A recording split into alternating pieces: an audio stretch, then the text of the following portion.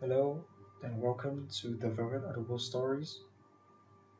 In today's videos, it would be a stories about a hidden kindness coming from a mafia bosses whom everyone feared.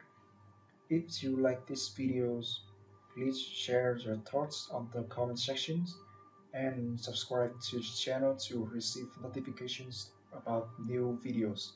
Thank you. Lena Hart had exactly 3 seconds to decide. Let the most dangerous man in New York die, or commit what everyone would call an assault on a mafia king. The poisoned champagne glass gleamed in Victor Romano's hand, rising toward his lips as 300 of the city's elite watched. Her heart hammered against her ribs. Her hands trembled. Then she did the unthinkable. She drew back her fist and punched the mafia boss square in the face. If you want to know how an invisible hotel maid became the woman who saved and eventually loved the man everyone feared, stay with me until the end. Don't forget to hit the like button and comment your city below so I can see how far Lena's story travels across the world.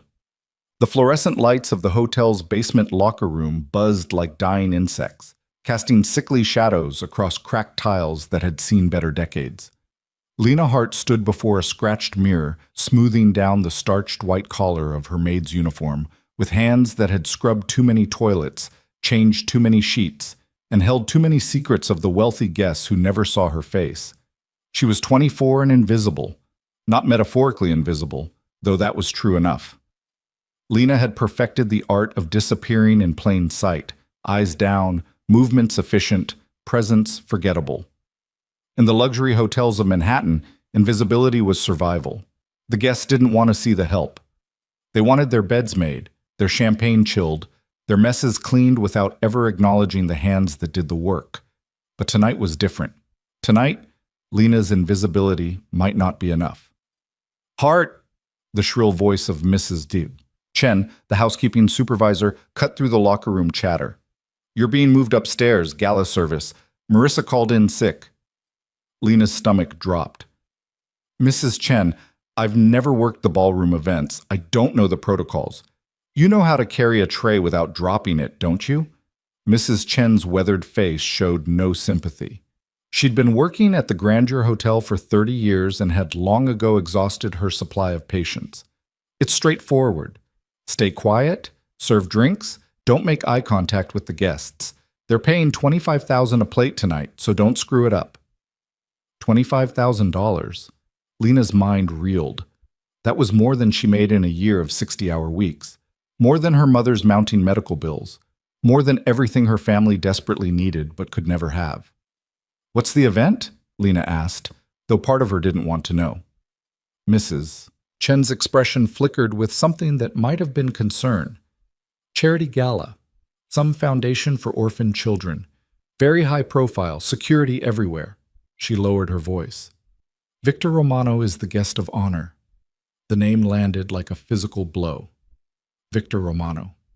Even in the Bronx, even in the forgotten corners where Lena lived with her dying mother and mute younger brother, that name meant something. It meant power that operated beyond the law. It meant people disappeared when they crossed invisible lines. It meant money that flowed through the city's veins like poisoned blood, corrupting everything it touched. I can't, Lena heard herself say. Please, Mrs. Chen, give it to someone else. There is no one else. Mrs. Chen's voice hardened. Half the catering staff quit this week because of the security screening. The agency is sending replacements, but they won't arrive until 8. You start at 7. It's you or we're short-staffed. And if we're short-staffed, I get blamed. And if I get blamed, I start looking for people to fire. Her eyes narrowed. Are we understanding each other, Hart? Lena understood perfectly. Her job hung by a thread, and that thread was the only thing between her family and complete destitution. Her mother's cancer treatments cost $3,000 a week that insurance refused to cover. Her brother Daniel needed a special school that taught him to communicate despite his muteness, and that cost money they didn't have. The Bronx studio apartment they called home demanded rent that consumed most of Lena's paycheck. She couldn't afford to lose this job. She couldn't afford to say no. I understand, Lena whispered. Good. Mrs. Chen thrust a different uniform into Lena's hands, black and white, more formal, with the hotel's gold crest embroidered on the breast pocket. Report to the grand ballroom service entrance at 6:45. Don't be late. Lena changed in a toilet stall because the locker room offered no privacy. Her hands shook as she buttoned the black vest over the crisp white shirt. The uniform fit perfectly, which somehow made everything worse. It transformed her from invisible hotel maid into invisible gala servant, a different costume for the same role.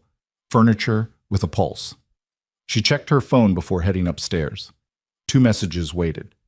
The first was from Daniel, sent using the text-to-speech app that gave her mute brother a voice. Mama had bad day, breathing hard. I gave her medicine. When you come home? The second was from Dr. Reyes at Mercy Hospital. Lena, we need to discuss your mother's treatment options. The current protocol isn't working. Please call me Monday morning. Lena's throat tightened. Bad day. Not working. The words that haunted her dreams and followed her through every waking hour. Her mother was dying, had been dying for 2 years. But lately the dying had accelerated. The cancer that started in her lungs had spread to her bones, her liver, her brain. The doctors used careful words like aggressive and limited time, but Lena understood the truth. Her mother was slipping away, and there was nothing Lena could do except work herself to exhaustion and pray it was enough. She typed quickly. Home by midnight. I love you. Make sure Mama drinks water. Daniel's response came immediately. Okay. Love you too. Lena pocketed her phone and stared at her reflection one last time. Brown eyes too large for her thin face, dark hair pulled into a severe bun, skin pale from too many hours under fluorescent lights and not enough sunlight. She looked tired. She looked poor. She looked exactly like what she was, a girl from the Bronx who had no business being in the same room as Victor Romano. Stay invisible, she whispered to her reflection. Make no mistakes. Survive the night. Then she climbed the service stairs toward the world that could destroy her. Vati. The grand ballroom existed in a different reality than the basement locker room. Crystal chandeliers the size of compact cars dripped light across marble floors polished to mirror shine. Floor-to-ceiling windows overlooked Central Park, where autumn had painted the trees in shades of gold and crimson. Round tables draped in silk seated 10 guests each, and every place setting included more silverware than Lena owned in total. The guests hadn't arrived yet, but the room already hummed with barely controlled chaos. Event coordinators barked orders into headsets. Florists made final adjustments to towering centerpieces of white roses and orchids. A string quartet tuned instruments on a stage flanked by enormous screens that would display whatever the charity wanted donors to see, probably images of sad children designed to open wealthy wallets. You must be the replacement. A woman in a severe black suit appeared at Lena's elbow. Her badge identified her as Sarah Mitchell, event manager, and her expression suggested she'd rather be anywhere else. Name? Lena Hart. Sarah consulted her tablet, lips pursed. You're assigned to Champagne Service, Section 3. That's tables 15 through 22. She pointed toward the right side of the ballroom. You'll work with Marcus, tall guy in the corner, and you'll serve only champagne. Nothing else. Clear? Yes, ma'am. The champagne is already poured and arranged on trays in the service corridor. Each glass has a small gold tag indicating which table it's meant for. Very important, do not mix up the glasses. Some guests have allergies, dietary restrictions, or preferences. The tags are numbered to match the seating chart. Understand? Yes, ma'am. Security is extremely tight tonight. Sarah's voice dropped. You'll notice men in dark suits stationed around the room.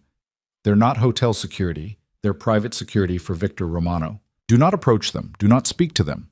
If they speak to you, be polite and brief. If you see anything unusual, and I mean anything, you find me immediately. Not the hotel staff, me. Clear? Crystal clear. Sarah's expression softened slightly. Look, I know you're nervous. Everyone's nervous when Romano's involved, but the truth is he's just another guest. Treat him with respect, do your job, and you'll be fine. The dangerous part is over. Security already swept the room 3 times. Just stay professional and stay invisible. Stay invisible. Those words again. I can do that, Lena said, and meant it. The next hour passed in a blur of final preparations. Lena met Marcus, who proved to be a veteran server with 20 years of high-end catering experience and a gift for reading people. He walked her through the choreography of champagne service, how to hold the tray, how to approach guests from the left, how to read body language to know when someone wanted attention versus when they wanted to be ignored. These events are theater, Marcus explained, his deep voice calm and reassuring. We're stagehands. Our job is to make everything look effortless while staying completely invisible. Watch the experienced servers, follow their lead, and you'll do fine. At 7 o'clock, the guests began to arrive. Lena watched from the service corridor as New York's elite filled the ballroom. Designers who dressed celebrities, hedge fund managers who moved billions with phone calls, socialites whose family names appeared on museum wings and hospital buildings, real estate developers, media moguls, people whose definitions of problem and solution existed in different universes than Lena's reality. They wore gowns worth more than cars and jewelry that could pay off her mother's medical debt 10 times over. They laughed easily, the laughter of people who'd never worried about rent or medical bills or whether their younger brother had enough to eat. They belonged to this world of crystal chandeliers and $25,000 plates in a way Lena never would, never could. Don't stare, Marcus murmured beside her. It'll make you bitter. I'm not staring. Yes, you are. And I get it. I used to do the same thing when I started. But here's what I learned. Their lives aren't easier, just different. Rich people have rich people problems. They just solve them with money instead of elbow grease. Lena wasn't convinced, but she nodded anyway. At 7:30, the energy in the room shifted. Conversations quieted. Heads turned toward the main entrance. Even the musicians paused mid-note. Victor Romano had arrived. Lena's first thought was that he didn't look like a monster. He looked like money and power wrapped in an Italian suit that probably cost more than her annual salary. Tall, maybe 6'2", with dark hair silvered at the temples and eyes that seemed to calculate the value of everything they touched. He moved through the crowd with the ease of someone who'd never doubted his right to occupy space, accompanied by security that radiated barely leashed violence. On his arm was a woman who belonged in magazines. Clara Whitmore. Lena recognized her from gossip sites that Daniel sometimes showed her. Old money, older than the hotels and probably older than some of the trees in Central Park. Blonde, beautiful, elegant, in an ice blue gown that matched her ice blue eyes. She smiled at Victor with perfect teeth, and he smiled back with what might have been affection or might have been habit. They made a striking couple. They also made Lena's skin crawl, though she couldn't explain why. That's the happy couple, Marcus whispered.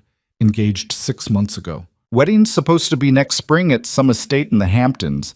Biggest society event of the decade, or so the gossip rags say. She doesn't look happy, Lena observed. Marcus glanced at her sharply. What makes you say that? Her smile doesn't reach her eyes, and she keeps looking around like she's searching for something. Huh. Marcus studied Clara Whitmore with new interest. You might be right, but that's none of our business. Come on, time to serve champagne. The next hour tested every lesson Marcus had taught her. Lena carried tray after tray of champagne glasses from the service corridor to the tables in Section 3, matching numbered tags to seated guests with careful precision. Most guests ignored her completely, exactly as predicted. A few offered brief thank yous that might have been automatic politeness or genuine gratitude, impossible to tell. One elderly woman with kind eyes asked her name, and Lena nearly dropped the tray in surprise before stammering a response. But mostly, she was invisible, moving between tables like a ghost, replenishing drinks, removing empty glasses, existing in the peripheral vision of people too important to notice the help. At 8:15, the program began. The charity's executive director took the stage and launched into a speech about orphan children that was clearly designed to extract maximum donations from minimum empathy. Images of sad children filled the enormous screens. Statistics about poverty and neglect scrolled past. A video played featuring a few photogenic orphans talking about their dreams. Lena watched from the service corridor and felt her jaw tighten. These people would write checks tonight, generous checks that would salve their consciences and earn them tax deductions. They would congratulate themselves on their charity while returning to homes worth millions. And the orphans would remain orphans, their suffering transformed into entertainment for the wealthy. Cynical much? Marcus's voice interrupted her thoughts. Is it cynical if it's true? Fair point. He handed her a fresh tray. Tables 18 and 19 need refills, and try to look pleasant.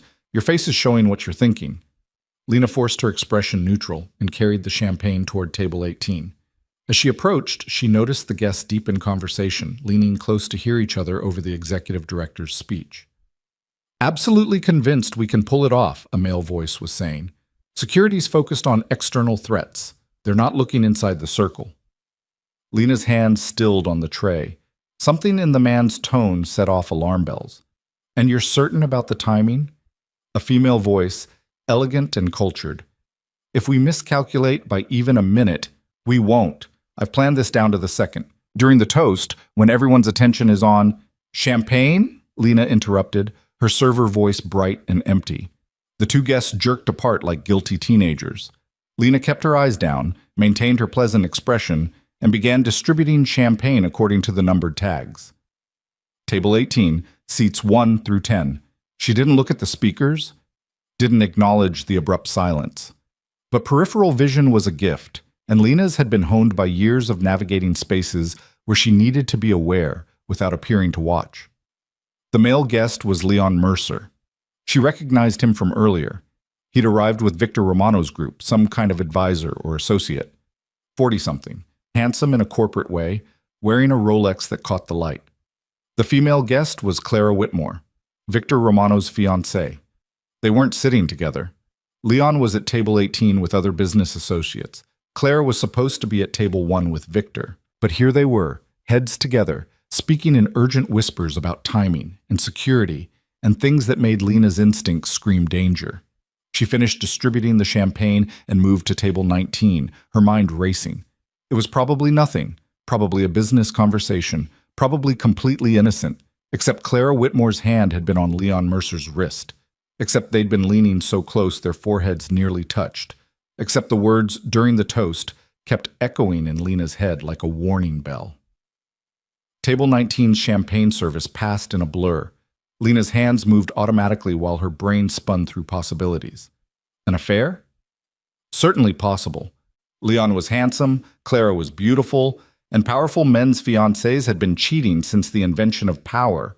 But the urgency in their voices suggested something more than romance, something dangerous. She returned to the service corridor and found Marcus checking his phone. You okay? He asked, glancing up. You look pale. I'm fine, just tired. Well, perk up. Big moment coming. Romano's about to give his speech. Then there's the toast. We need to make sure everyone has fresh champagne for that. The toast.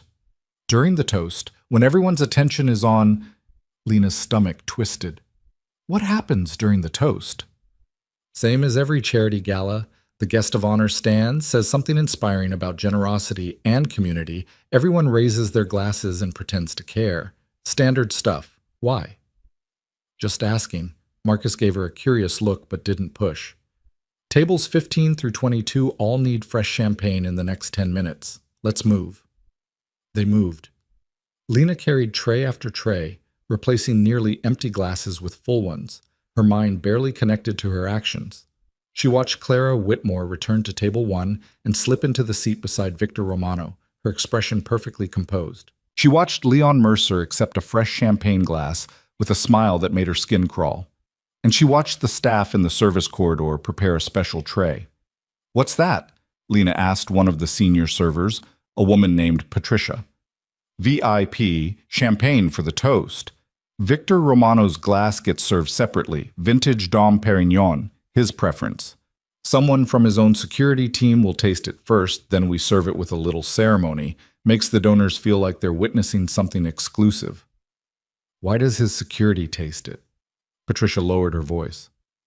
Because Victor Romano has enemies, sweetie. Lots of them. The kind who'd slip poison in his drink if they got the chance. His head of security tastes everything first. Paranoid, maybe, but when you're that rich and that dangerous, paranoid keeps you breathing. Lena stared at the special tray. A single champagne glass sat in the center, the crystal catching the light. A small gold tag hung from the stem. Table 1. Seat 1. Victor Romano. Who prepared that glass? Lena heard herself ask. Leon Mercer brought it up himself about 20 minutes ago. Said it was Romano's personal stock, wanted to make sure it was handled properly. Why all the questions? Leon Mercer, Clara Whitmore's whisper partner, the man discussing timing and security, the man who'd personally delivered Victor Romano's champagne glass. No reason, Lena managed. Just curious. She returned to the ballroom floor, her heart hammering against her ribs. She was probably wrong, probably paranoid, probably seeing conspiracies where only coincidence existed. Leon Mercer worked for Victor Romano. Of course he'd handle his boss's personal champagne. Clara Whitmore was engaged to Victor. Of course they'd have private conversations at public events. But Lena had grown up in the Bronx, where survival meant trusting your instincts even when logic said you were crazy. And every instinct she possessed was screaming that something was wrong.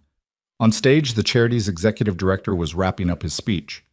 And now, to say a few words about the importance of giving back to our community's most vulnerable, please welcome our guest of honor and the Foundation's most generous supporter, Victor Romano.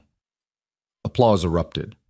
Victor stood, buttoning his suit jacket with practiced ease, and climbed the stairs to the stage. The spotlight found him, and Lena understood in that moment why people feared this man. He commanded attention without effort, his presence filling the enormous ballroom like a physical force.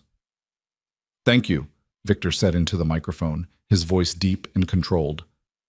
I'm not much for speeches, so I'll keep this brief. Polite laughter rippled through the crowd. I grew up in Brooklyn, Victor continued. Not the Brooklyn you see in trendy magazines. The Brooklyn where kids went to bed hungry and woke up to rats. My father was a dock worker. My mother cleaned houses. They taught me two things. Family is everything, and the strong protect the weak. Not because it's profitable, because it's right. Lena found herself listening despite her suspicion. Victor Romano's public image was all violence and corruption, but his words carried genuine conviction. These children, Victor gestured toward the screens showing orphaned faces. They don't have family to protect them. They don't have strong advocates. They have each other and whoever we choose to be for them. Tonight, I'm choosing to be someone who gives them a chance. I hope you'll join me. More applause, louder this time. Victor smiled, and Lena saw something unexpected. Warmth. Real warmth. Directed at images of children he'd never met but apparently cared about anyway. Before we continue, Victor said, I want to thank my beautiful fiancée Clara for her tireless work organizing this event. Clara, would you stand? Clara Whitmore rose gracefully, accepting applause with a practiced smile. Lena watched her face and saw nothing. No warmth, no genuine emotion, just polished performance. And my trusted advisor Leon Mercer, Victor continued, who keeps me honest and keeps my business running smoothly. Leon? Leon stood, acknowledging the applause with a modest nod. His expression was perfectly calibrated, humble, professional, loyal. Lena wanted to scream. Now, Victor said, I believe there's a tradition at these events. A toast to generosity, community, and the future we're building for these children. So please join me in raising your glasses. The ballroom stirred as 300 guests reached for champagne. Servers moved through the aisles with fresh trays. In the service corridor, Patricia lifted the special tray, holding Victor Romano's personal glass. Marcus, she called. You're up. Take this to Romano. Why me? Because I said so. Move. Marcus took the tray, but Lena's hand shot out, gripping his wrist. Wait. What's wrong? Lena's mind raced. What could she say? I overheard two people having a private conversation, and now I think they're trying to kill the guest of honor? Can I deliver it? Marcus frowned. You've never done VIP service before. This isn't the time to learn. Please. Desperation bled into her voice. I need to do this. Lena, what's going on? She couldn't explain, couldn't justify the certainty that had lodged itself in her chest like a knife. But she could see Victor Romano on the stage, smiling at images of orphaned children while his fiancée and advisor plotted. What? Murder? It sounded insane even in her own head, but the words echoed. During the toast, when everyone's attention is on, Fine, Marcus said, shoving the tray at her. But if you screw this up, it's your job, not mine. Lena took the tray with trembling hands. The champagne glass gleamed under the chandelier light, the gold tag swaying gently. Table 1, seat 1. Victor Romano. She walked across the ballroom floor like someone moving through a nightmare. 300 guests watched Victor Romano on stage. Security personnel lined the walls, their attention focused outward, scanning for external threats. No one was looking at Lena, the invisible server carrying a glass of champagne. On stage, Victor was concluding his remarks. So here's to the future. Here's to hope. Here's to giving every child the family they deserve. He descended the stairs. The spotlight followed him. He reached table 1, where his champagne glass should be waiting. Lena approached from the left, exactly as trained. She could see the glass on her tray, could see the gold tag, could see... Wait. She stopped, stared at the tag. Table 1, seat 1. But there was something else. A tiny mark on the glass stem, so small she'd almost missed it. A red dot. Barely visible, like someone had touched it with a marker. Lena's eyes shot to the other glasses on nearby tables. None of them had red marks. She looked at Leon Mercer, sitting at table 18, watching Victor with an expression of mild interest. She looked at Clara Whitmore, sitting at table 1, her ice blue eyes fixed on her fiancé. And she knew. She didn't know how she knew, didn't know if she was right or catastrophically wrong. But every instinct honed by years of survival in places where mistakes meant death was screaming the same message, that glass would kill Victor Romano. He reached table 1, held out his hand expectantly. The head of security, a mountain of a man in a black suit, stepped forward first. I'll taste it. Always so paranoid, Dmitri, Victor said with affection. It's my job, boss. This was the moment. Lena could hand over the glass. The security guard would taste it first. If it was poisoned, he'd die instead of Victor. If it wasn't, Lena would look like a paranoid fool. But there wouldn't be time to save the guard. Poison worked fast. And Lena had spent her whole life invisible, unimportant, powerless. For once, she could do something that mattered. She made her choice. As Dmitri reached for the champagne glass, Lena pulled the tray back, drew her arm back, and with every ounce of strength in her thin frame, she punched Victor Romano in the face. The Mafia boss stumbled backward. The champagne glass flew from Lena's tray and shattered against the marble floor, spreading liquid that fizzed oddly and smelled faintly of almonds. Chaos erupted. Dmitri grabbed Lena, his hand clamping around her throat like a vice. She couldn't breathe, couldn't speak, could only watch as security descended, as guests screamed, as Victor Romano touched his split lip and stared at her with eyes that promised death. Who sent you? Dmitri roared, shaking her like a doll. Who? Lena tried to speak, but no air reached her lungs. Black spots danced in her vision. Wait.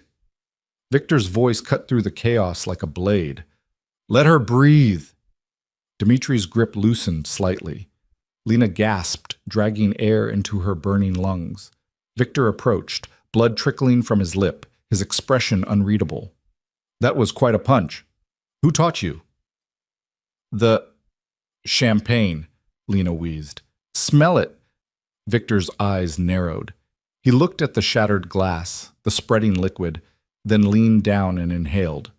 His expression changed instantly. Almonds, he said softly. Cyanide. The ballroom went silent. Victor straightened, his gaze sweeping across 300 frozen guests. When he spoke, his voice was calm, almost gentle. Ladies and gentlemen, I apologize for the disruption. Please remain in your seats. Security is going to lock down this room until we understand exactly what just happened. His security team moved with military precision, blocking exits and herding guests back to their tables. Victor's attention returned to Lena, still held in Dmitri's bruising grip. You saved my life, Victor said.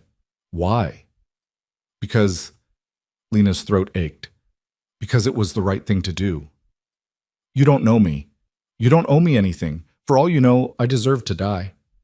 Maybe. But not like that. Not poison. That's a coward's weapon. Something flickered in Victor's dark eyes. Surprise, maybe, or respect. What's your name? Lena Hart.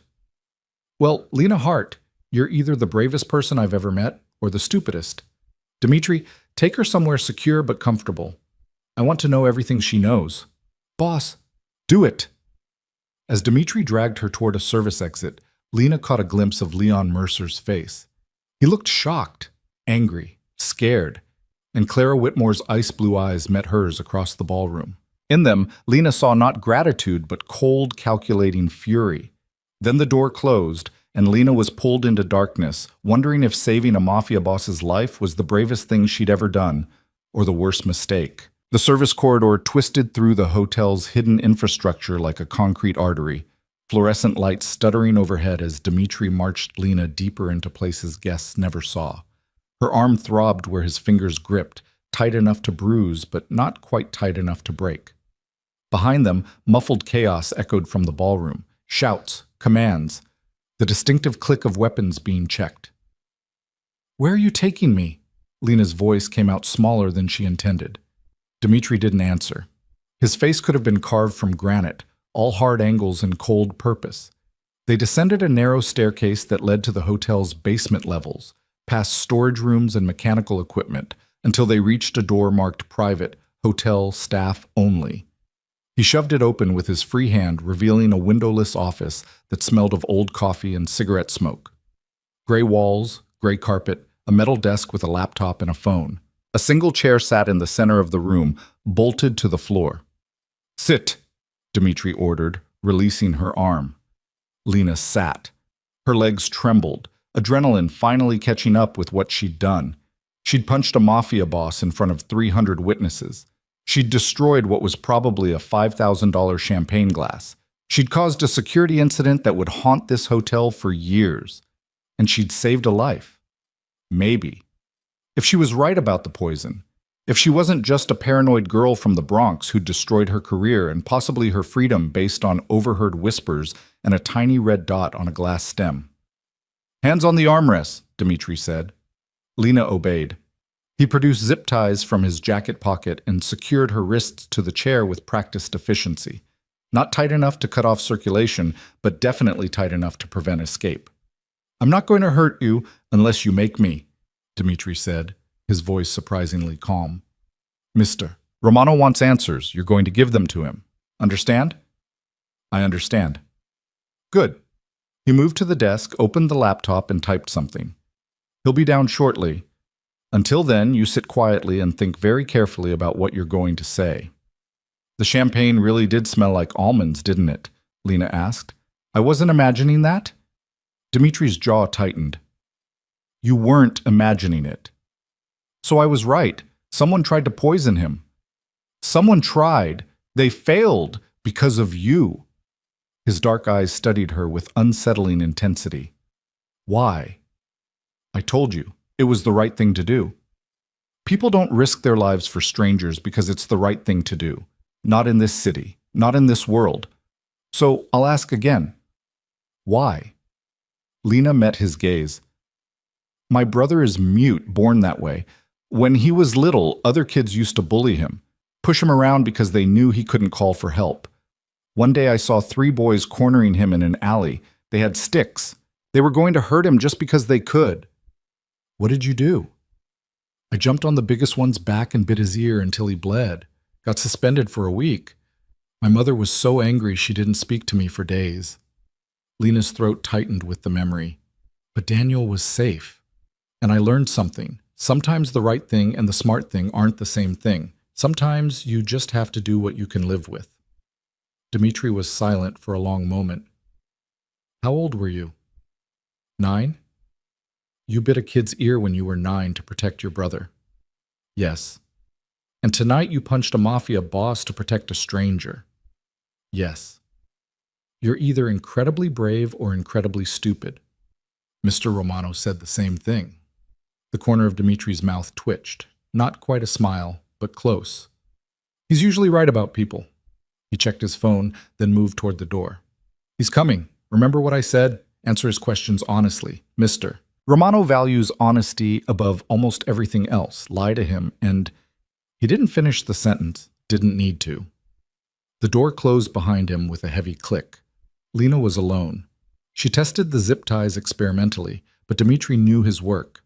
They held firm without cutting into her skin. The chair was bolted down. The room had no windows, no other exits, nothing she could use as a weapon even if her hands were free. She was trapped, and Victor Romano was coming. Lena forced herself to breathe. In through the nose, out through the mouth, a technique Daniel's therapist had taught her for managing panic attacks. It helped, a little, enough to stop her hands from shaking. 5 minutes passed. Then 10. The silence pressed against her ears like physical weight. When the door finally opened, Lena's whole body tensed. Victor Romano entered, and the room seemed to shrink. He'd removed his jacket and loosened his tie. A cut marked his lower lip where Lena's fist had connected, already starting to swell. Someone had given him ice wrapped in a bar towel, which he pressed against his mouth as he studied her. Behind him, Dmitri slipped in and took up position by the door. Silent, watchful, ready. "Lena Hart," Victor said, his voice carrying the faintest trace of amusement. "Hotel Maid from the Bronx, 24 years old, mother dying of cancer, brother with special needs, one speeding ticket from 3 years ago, no criminal record, no political affiliations, no connections to any of my enemies that we can find." He pulled out a second chair, not bolted down, and sat facing her. "In other words, you're nobody." "That's right," Lena said quietly. "I'm nobody." Nobody doesn't usually punch mafia bosses. Nobody usually doesn't notice when mafia bosses are about to be poisoned. Victor's eyes sharpened. "Tell me exactly what you noticed. Every detail. Leave nothing out." So Lena told him about overhearing Clara and Leon's whispered conversation, about the urgent tone that set off her instincts, about seeing Leon personally deliver the champagne glass, about the tiny red dot on the stem that marked it as different from every other glass in the ballroom. Victor listened without interrupting, his expression unreadable. When she finished, he was quiet for a long moment. "You're saying my fiancé and my most trusted advisor are conspiring to kill me. I'm saying I heard 2 people discussing timing and security, and then one of them personally handled your champagne glass, and then that glass smelled like poison. Draw your own conclusions." "My conclusion is that you're either telling the truth or you're part of an extremely elaborate setup." Victor leaned forward, ice still pressed to his lip. "Which is it?" "Why would I be part of a setup that involves me punching you in the face in front of 300 witnesses?" "To establish credibility, to get close to me, to make me trust you." "And then what? Kill you myself?" "I'm zip-tied to a chair in a basement with your personal assassin blocking the door." "Not much of a plan." Victor's mouth twitched. "Dimitri's not an assassin. He's head of security." "What's the difference?" "Assassins kill for money. Dimitri kills for me." Dimitri's expression didn't change, but Lena saw the faintest hint of approval in his eyes. "Here's what I think happened," Victor said, setting down the ice and folding his hands. "I think you're exactly what you appear to be. A poor girl trying to survive in a city that eats people like you for breakfast. I think you overheard something that scared you. I think you made a split-second decision based on instinct. And I think you probably saved my life." Hope fluttered in Lena's chest. "Does that mean you believe me?" "It means I'm going to investigate. Dimitri, show her the surveillance footage." Dimitri pulled out a tablet and approached, holding it so Lena could see the screen. Security footage from the ballroom played in grainy black and white. She watched herself approach table 18 with the champagne tray, watched Clara and Leon jerk apart. The angle didn't capture their faces clearly, but their body language screamed intimacy. "That's Clara and Leon," Victor said, his voice flat. "Approximately 15 minutes before the toast. They weren't supposed to be talking. Clara was supposed to be at table 1 with me. Leon was supposed to be coordinating with security." The footage jumped to a different angle. Leon in the service corridor, speaking with someone off screen. He produced a champagne glass from inside his jacket. Where had he been hiding that? And handed it to a server with careful instructions. "That's Leon delivering what he claimed was my personal champagne," Victor said.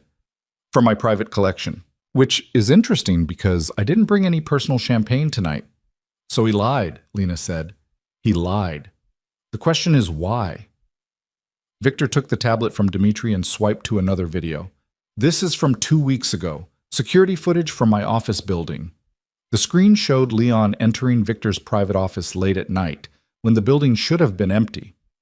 He sat at Victor's desk, opened drawers, photographed documents with his phone. Corporate espionage, Lena guessed. Worse, those documents contained details about my legitimate business operations, shipping routes, supplier contracts, financial statements, information that could be used to disrupt my legal operations and cost me millions.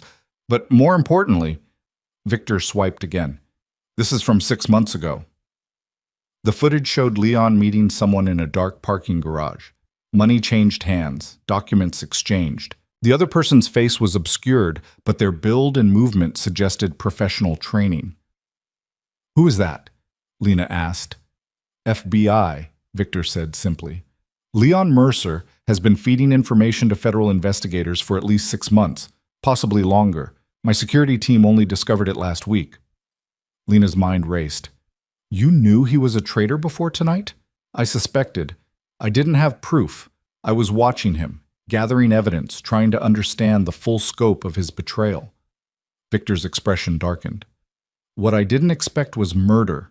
The FBI wants me in prison, not dead. Which means Leon has his own agenda. Clara, Lena said. It's about Clara. Explain.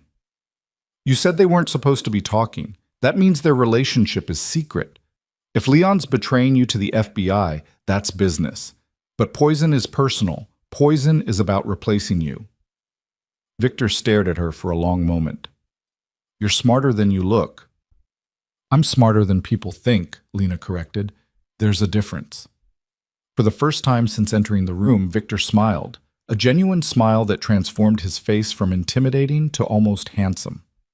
Yes, there is. He stood, pacing the small room with predatory grace. Clara Whitmore comes from old money, very old. Her family helped build this city back when Manhattan was still farmland. But old money has a problem. It runs out. The Whitmores made bad investments, trusted the wrong people, spent too lavishly. Claire's family is broke. They hide it well, but they're one financial scandal away from losing everything.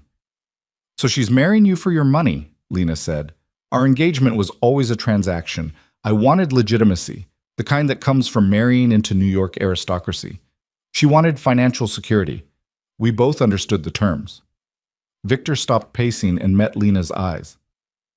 What I didn't understand was that she wanted more than security. She wanted control. If you died before the wedding, she wouldn't inherit anything. Exactly. But if we were married and I died, she'd inherit everything. My business, my assets, my connections. Under New York law, she'd become one of the wealthiest women in America. But you're not married yet, Lena pointed out. So why try to kill you now? Victor was quiet for a moment. Unless she planned to forge a marriage certificate, or claim we'd secretly married, or... His eyes widened slightly. The prenuptial agreement. I was supposed to sign it tomorrow. Once signed, certain assets would transfer to her name immediately as a gesture of good faith. If I died tonight before signing, those assets would be in legal limbo. She could fight for them, claim we had a verbal agreement. With Leon's help and her family's legal team, she might actually win.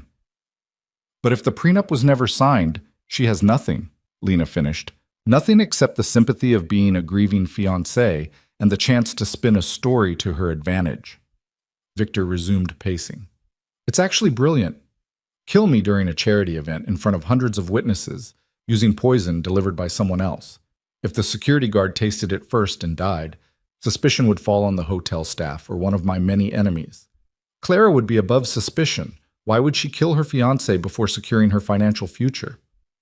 Unless she already had a backup plan, Lena said quietly. Victor stopped. What do you mean?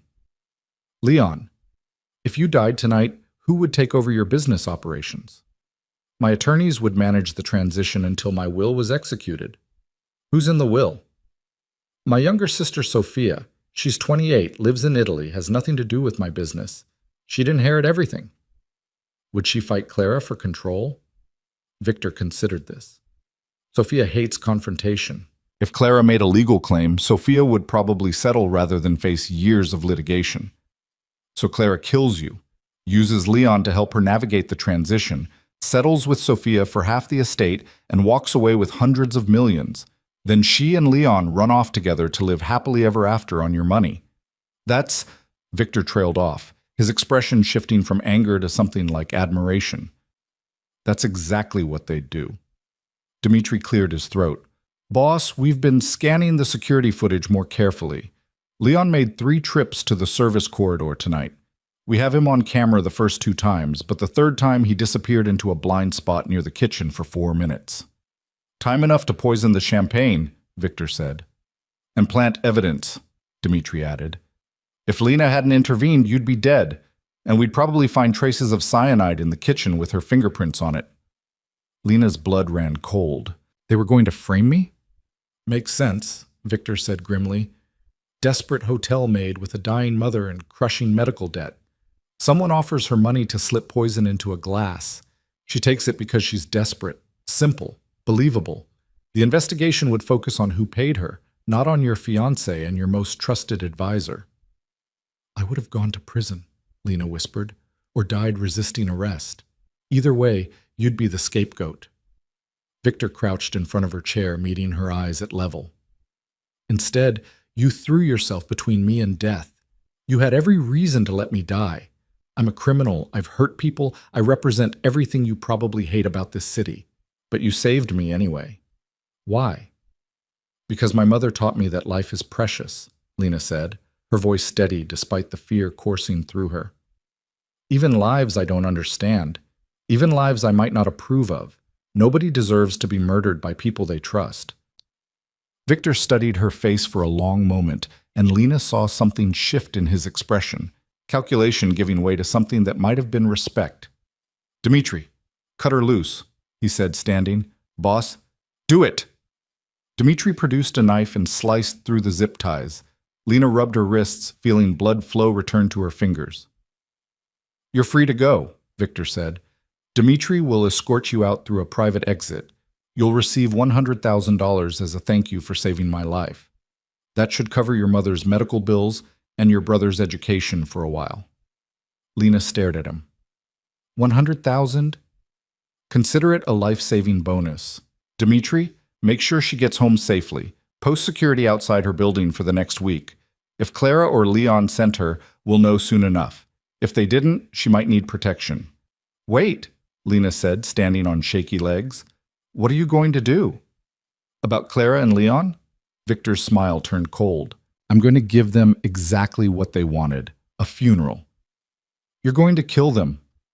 I'm going to expose them. There's a difference. He moved toward the door, then paused. Actually, I have a better idea. Lena, how would you feel about helping me catch 2 murderers? What?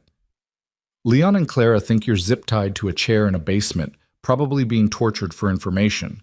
They think I suspect the hotel staff or one of my enemies. They don't know I've connected the dots to them yet. Victor's eyes gleamed with dark intelligence. What if we use that? Use it how? You go back to work. Act terrified, traumatized, but relieved to be alive. Spread the story that you saw someone tampering with the champagne, someone you can't identify, maybe someone from outside the hotel. Make it clear you're being watched by my security but haven't told us anything useful. He leaned against the doorframe. Leon and Clara will panic. They'll need to clean up loose ends, eliminate evidence, maybe even try to silence you. And when they do, we'll have them. You want to use me as bait, Lena said flatly. I want to give you a choice. Walk away with $100,000 and my gratitude, or stay and help me prove who tried to kill me. If you stay, I'll pay you $500,000 when this is over. And I'll make sure Claire and Leon face justice. Real justice, not just a bullet in the dark. $500,000. Enough to save her mother, enough to give Daniel every opportunity he deserved, enough to change their lives completely. All she had to do was risk everything. Dmitri made a sound that might have been a warning or a protest. Victor ignored him, his attention fixed on Lena. Why me? Lena asked. You have professional security. You have people who do this for a living.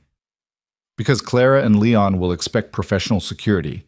They won't expect you. And because... Victor hesitated, and for a moment the carefully controlled mask slipped, revealing something that might have been weariness. Because I've been surrounded by professionals my whole life. People who smile and lie and betray me for profit. You punched me in the face to save my life without knowing who I was or what I could do for you. That's not professional. That's real. Lena looked at Dmitri, who shook his head almost imperceptibly. A warning.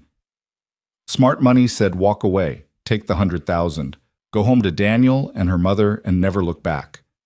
But Lena had never been good at taking smart money.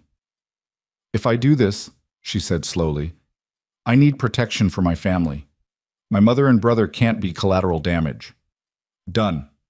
I'll have them moved to a secure location tonight. Medical staff, comfortable accommodations, everything they need. And when this is over, when Clara and Leon are caught, I want your promise that you'll leave me and my family alone. No favors owed. No debts. We walk away clean. Victor smiled. You drive a hard bargain for someone who was making minimum wage 4 hours ago. 4 hours ago, I hadn't punched a mafia boss. Times change. They certainly do. Victor extended his hand. We have a deal, Lena Hart. Lena looked at his hand, strong, scarred, belonging to a man who'd built an empire on violence and fear. Then she looked at his eyes and saw not a monster, but a man who'd just survived betrayal by the people he trusted most. She shook his hand. We have a deal. Good. Dmitri, get her cleaned up and back to the ballroom. Make it look like she's been questioned but released. Scared but cooperative. Can you do that? Of course, boss. Lena, one more thing. Victor's voice stopped her at the door. When this is over, win or lose, you'll have enemies. People like Clara and Leon, don't forget. Are you prepared for that? Mr. Romano, Lena said quietly, I've been poor my whole life. I know what it's like to have enemies. At least this time I'll have the money to fight back. Victor laughed, a genuine sound that echoed in the small room. I like you, Lena Hart. Try not to die on me. I'll do my best. Dmitri led her out, and as the door closed behind them, Lena realized she'd just agreed to something that would either save her family or destroy them completely. There was no middle ground anymore, no invisibility to hide behind, no safe path home. She'd punched a mafia boss and lived to tell the tale. Now she just had to survive what came next. Dmitri worked with the efficiency of someone who'd cleaned up far worse messes than a frightened hotel maid. In a bathroom 2 floors above the interrogation room, he handed Lena a cold washcloth and pointed to the mirror.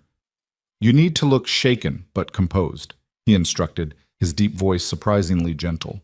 Cry a little if you can manage it. Smudge your makeup. But keep your story straight. You saw someone tampering with the champagne. You panicked. You acted on instinct. You don't know who it was. You can't identify them. Understand? Lena pressed the washcloth to her face, letting the cold water shock some clarity into her spinning thoughts. In the mirror, she looked exactly like what she was supposed to be, terrified. Her eyes were too wide, her skin too pale, her hands trembling as she tried to fix her hair. What if they ask specific questions, she said. What if they trip me up? They won't. Clara and Leon will be too busy covering their own tracks to interrogate you thoroughly. Just stick to confused and traumatized. It's not far from the truth anyway. He was right about that. Lena's whole body still buzzed with adrenaline, her mind replaying the moment Victor's glass had shattered, the smell of almonds, the chaos that followed. She'd crossed a line tonight that couldn't be uncrossed. My family, she said suddenly. You promised they'd be safe. Dmitri checked his phone. Already handled. Mr. Romano doesn't make empty promises. Your mother and brother are being transported to a private medical facility in Westchester as we speak. Full nursing staff, top-tier equipment, security at every entrance. Your brother will think it's a vacation. Your mother will receive better care than most hospitals can provide. How did you move them so fast? We didn't just start planning when you shook Mr. Romano's hand. He made the call while you were still zip-tied to the chair. He knew you'd say yes. Lena met Dmitri's eyes in the mirror. How did he know? Because he's good at reading people. It's how he's stayed alive this long. Dmitri opened the bathroom door and checked the hallway. Time to go. Remember, scared, confused, cooperative. You're nobody special, just a maid who got caught in the wrong place at the wrong time. They took a service elevator back to the main floor. As they rose, Lena tried to settle her racing heart. She was about to walk back into the ballroom where she'd assaulted Victor Romano in front of New York's elite, where Clara Whitmore and Leon Mercer were probably scrambling to understand what had gone wrong, where 300 witnesses had watched her commit what should have been career suicide. The elevator doors opened. The hallway beyond buzzed with controlled chaos, security personnel, hotel management, a few police officers taking statements. Lena's stomach dropped when she saw the uniforms, but Dimitri's hand on her elbow steadied her. "The NYPD is here as a formality," he murmured. "Mr. Romano owns half the precinct. They'll file a report about a disruption at a charity event and move on. Just nod and look overwhelmed." He guided her through the crowd toward the ballroom entrance. People stared, some with curiosity, some with suspicion, some with the kind of morbid fascination reserved for car accidents and public meltdowns. Lena kept her eyes down, playing her part. The ballroom looked different now. The elegant atmosphere had shattered along with the champagne glass. Guests clustered in small groups, speaking in urgent whispers. Security personnel stood at every exit. The shattered glass had been cleaned up, but yellow evidence markers dotted the floor where it had fallen. And at table 1, Victor Romano sat with Clara Whitmore, deep in conversation. Lena's breath caught. From this distance, they looked like the perfect couple. Victor, leaning close, Clara's hand on his arm, both their faces masks of concern. But Lena could see the tension in Clara's shoulders, the too bright quality of her smile. She was performing, and performing hard. "Ms. Hart," a police officer approached, his notepad already out. "I'm Detective Morrison. I need to ask you a few questions about what happened tonight." Lena forced herself to meet his eyes.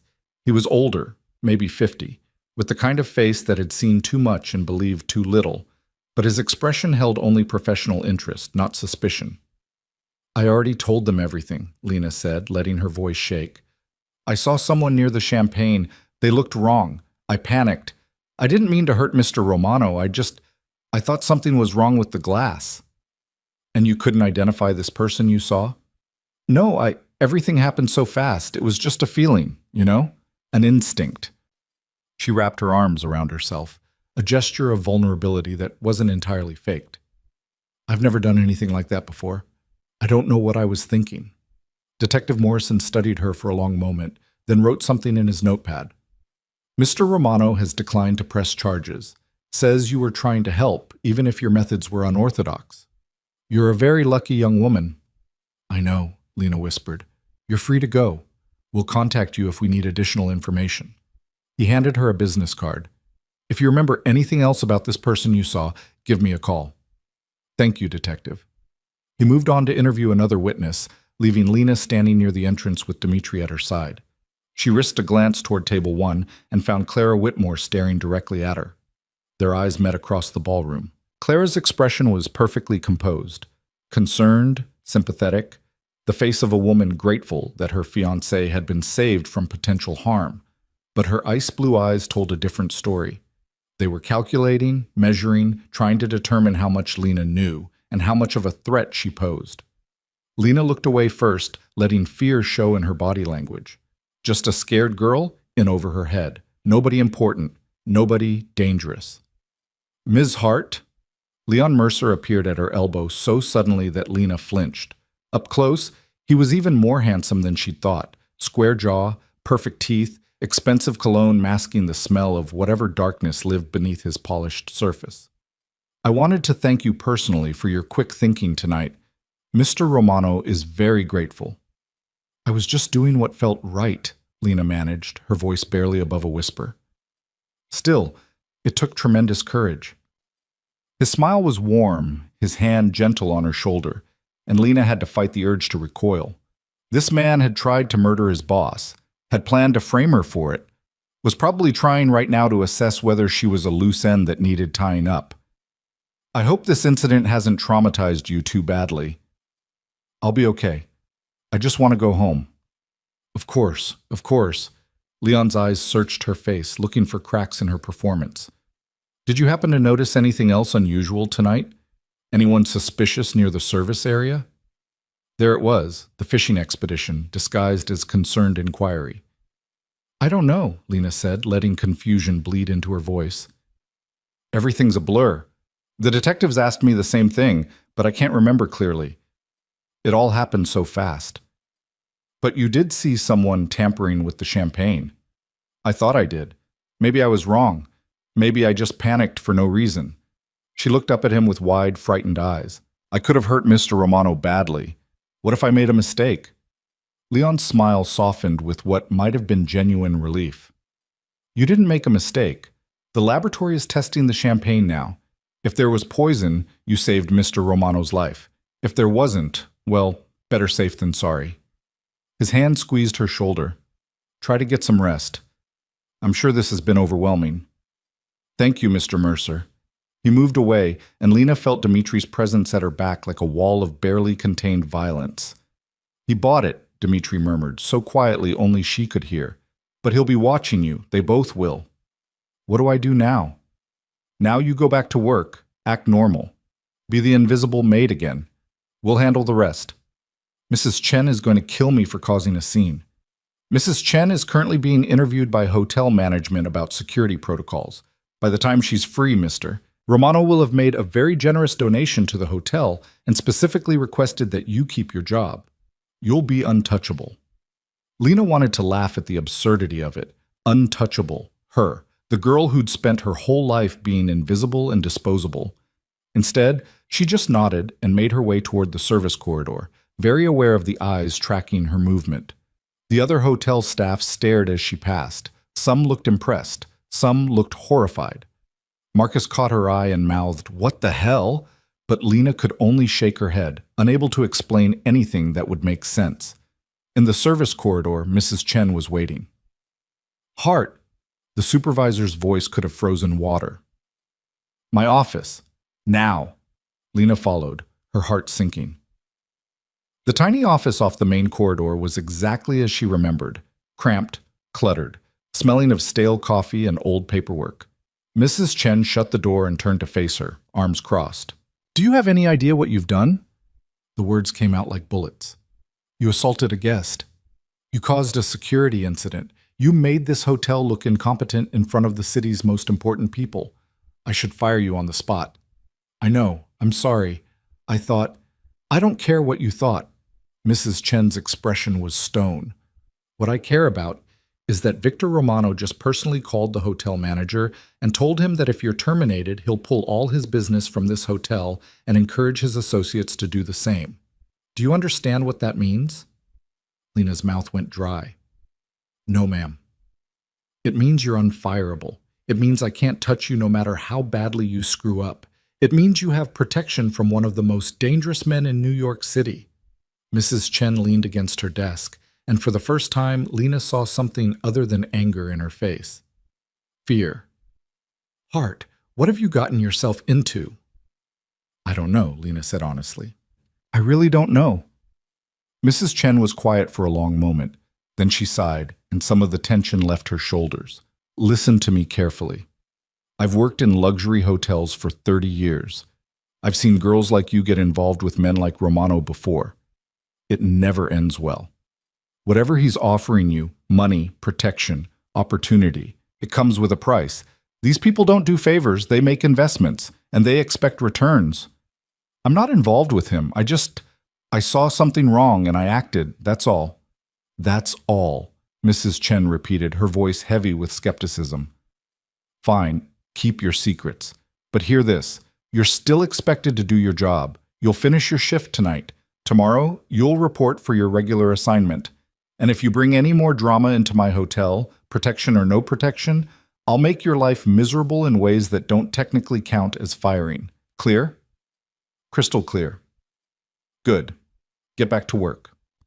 Lena returned to the ballroom floor, where the gala was slowly limping back to normal. Guests had returned to their tables. The charity director was attempting damage control, encouraging donations despite the disruption. Waiters circulated with fresh champagne, though Lena noticed many guests declining, eyeing their glasses with newfound suspicion. She retrieved a tray and fell back into the familiar rhythm of service. Table to table, drink to drink, smile and nod and disappear. But invisibility felt different now. Every time she moved through the room, she felt Clara's eyes tracking her. Every time she passed table 18, Leon's gaze followed. They were hunting her without seeming to hunt, measuring her, calculating her threat level, trying to determine if the scared little maid knew more than she was saying. Lena kept her expression blank, her movements mechanical. Just another server. Just another piece of furniture. Nothing to worry about. At 9:30, Victor took the stage again. His lip had swollen where Lena's punch had landed, but he wore it like a badge of honor. "Ladies and gentlemen," he said into the microphone, his voice cutting through the nervous chatter, "I want to address what happened tonight. There was a security concern. It was handled. Thanks to the quick thinking of one of the hotel's staff members, no one was harmed." Polite applause rippled through the crowd. Lena kept her head down, staring at her empty tray. "I also want to remind everyone why we're here," Victor continued. "We're here for children who have no one to protect them, children who've been abandoned, abused, forgotten. Tonight's disruption doesn't change their need. It doesn't change our responsibility. So I'm going to make this simple. I'm donating $5 million to the foundation, and I'm challenging everyone in this room to match my contribution according to your means." The ballroom erupted in applause. Lena watched as guests pulled out phones, signaling to assistants, making pledges. The numbers flowing across the charity's donation board climbed rapidly. 10 million, 15 million, 20 million. Victor had turned a near assassination into a fundraising triumph. "He's good," Marcus murmured, appearing at Lena's elbow with his own tray. "I'll give him that. The man knows how to work a room." "Yeah," Lena said quietly. "He does." The rest of the evening passed in a blur. Guests began departing around 10, offering effusive thanks to the charity organizers and carefully avoiding eye contact with the servers. By 11, the ballroom was nearly empty except for staff breaking down tables and security personnel conducting final sweeps. Lena was hauling a bin of dirty dishes toward the service elevator when someone grabbed her arm and yanked her into an empty conference room. She bit back a scream and spun to find Clara Whitmore closing the door behind them. Up close, Victor's fiancée was even more beautiful and even more terrifying. Her ice blue gown matched her ice blue eyes, and both were fixed on Lena with laser focus. "We need to talk," Clara said, her cultured voice carrying an edge sharp enough to cut. Lena's heart hammered. She was alone with a woman who'd tried to murder her fiancé and would have happily framed Lena for it. Every instinct screamed to run, but she forced herself to stay still, to play her role. I'm working, Ms. Whitmore. I should get back." "You'll get back when I say you can get back." Clara stepped closer, and Lana caught the scent of expensive perfume mixed with something that might have been desperation. "Tell me exactly what you saw tonight." "I already told the police." "I don't care what you told the police. I want to hear it from you, every detail. What did you see?" Lena let fear show in her face, easy enough since she was genuinely terrified. "I saw someone near the champagne service area. They looked wrong, like they didn't belong, so I panicked. And I don't know what I was thinking. I just reacted."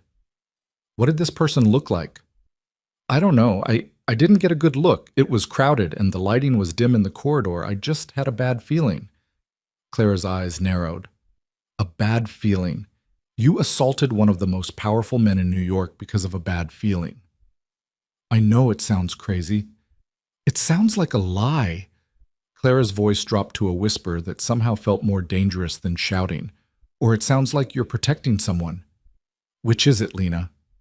The use of her first name sent ice down Lena's spine. Clara had done her homework. "I'm not protecting anyone. I'm just a maid. I don't know anything about your world or Mr. Romano's business or any of this. I just wanted to help." "Help?" Clara's laugh was cold and brittle. "How noble! And now Victor's taken you under his protection. How convenient." "I don't want his protection. I don't want anything except to keep my job and take care of my family." "Your family?"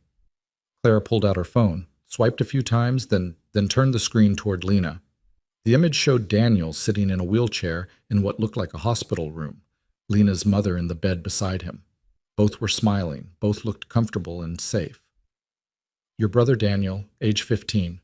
Your mother, Maria Hart, stage 4 cancer, both currently enjoying Victor Romano's hospitality at a very expensive medical facility." The threat was clear. Clara knew where they were, could reach them if she wanted. Lena's hands clenched into fists. "Don't you dare." "Dare what?" Clara's smile was all teeth. I'm simply observing that Victor's generosity comes with strings. He's bought your loyalty with your family's safety. Smart move, really. I'd expect nothing less. What do you want from me? I want you to understand something very clearly. Clara stepped even closer, close enough that Lena could see the calculation in her eyes. Victor Romano is a dangerous man. He hurts people. He destroys lives.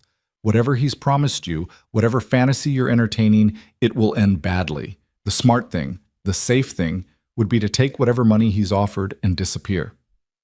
Is that a threat? It's advice from someone who knows him much better than you do.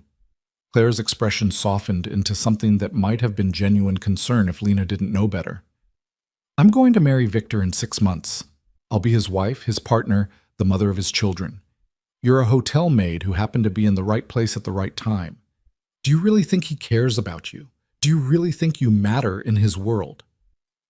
The words hit exactly where Clara intended, at Lena's deepest insecurities, her knowledge that she was nobody, invisible, disposable. But Lena had spent her whole life being underestimated. She knew how to use it. You're right, she said, letting her voice break. I don't matter. I'm nobody. I just want to go home and forget this night ever happened. Clara studied her for a long moment, then nodded slowly. Good. That's very wise. She moved toward the door, then paused. One more thing. If anyone asks you about tonight, police, reporters, anyone, you say it was a misunderstanding. You thought you saw something suspicious, but you were mistaken. The champagne was perfectly fine. You overreacted. Understand? Why would I say that? Because the alternative is that someone tried to poison Victor at a charity event in front of 300 witnesses. That kind of scandal would destroy the foundation's reputation, hurt the children we're trying to help, and turn this night into a media circus. You don't want that. I don't want that. Nobody wants that. Claire's smile was pure ice. So we're going to agree that it was a misunderstanding. A nervous maid with good intentions but poor judgment. Nothing more. She was trying to bury the story, to make the poison attempt disappear into the background noise of a disrupted event. If Lena agreed, if she played along, Clara and Leon could regroup and try again later. Okay, Lena said quietly.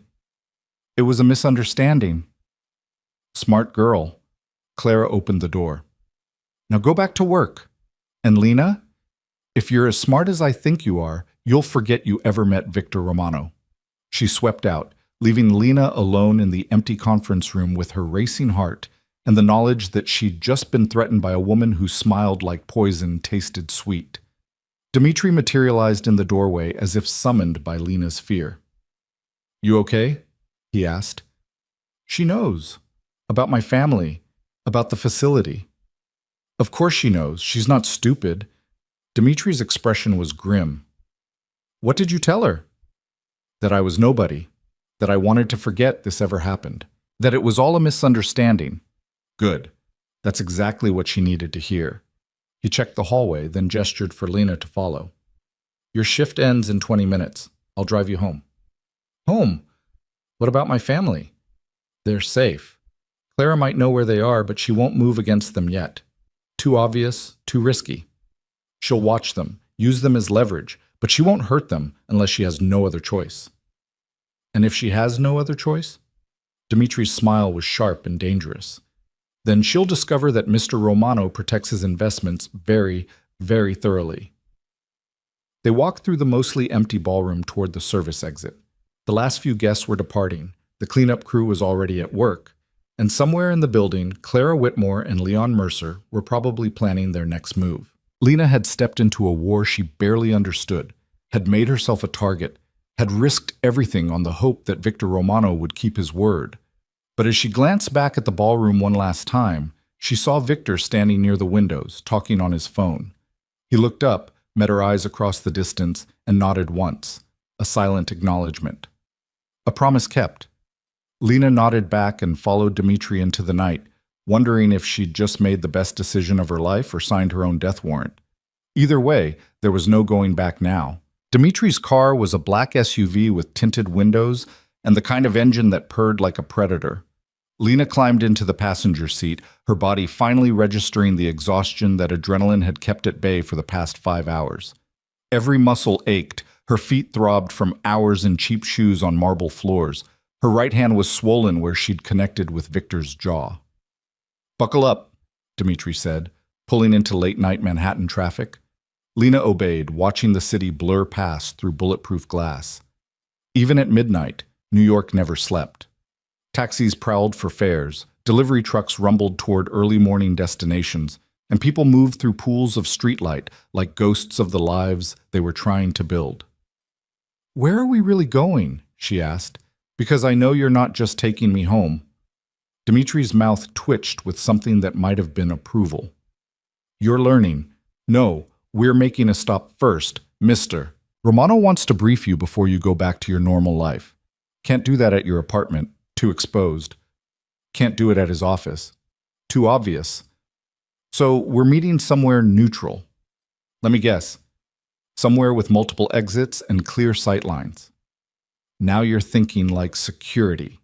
He took a turn onto a side street, then another, navigating the city with the ease of someone who knew every alley and shortcut.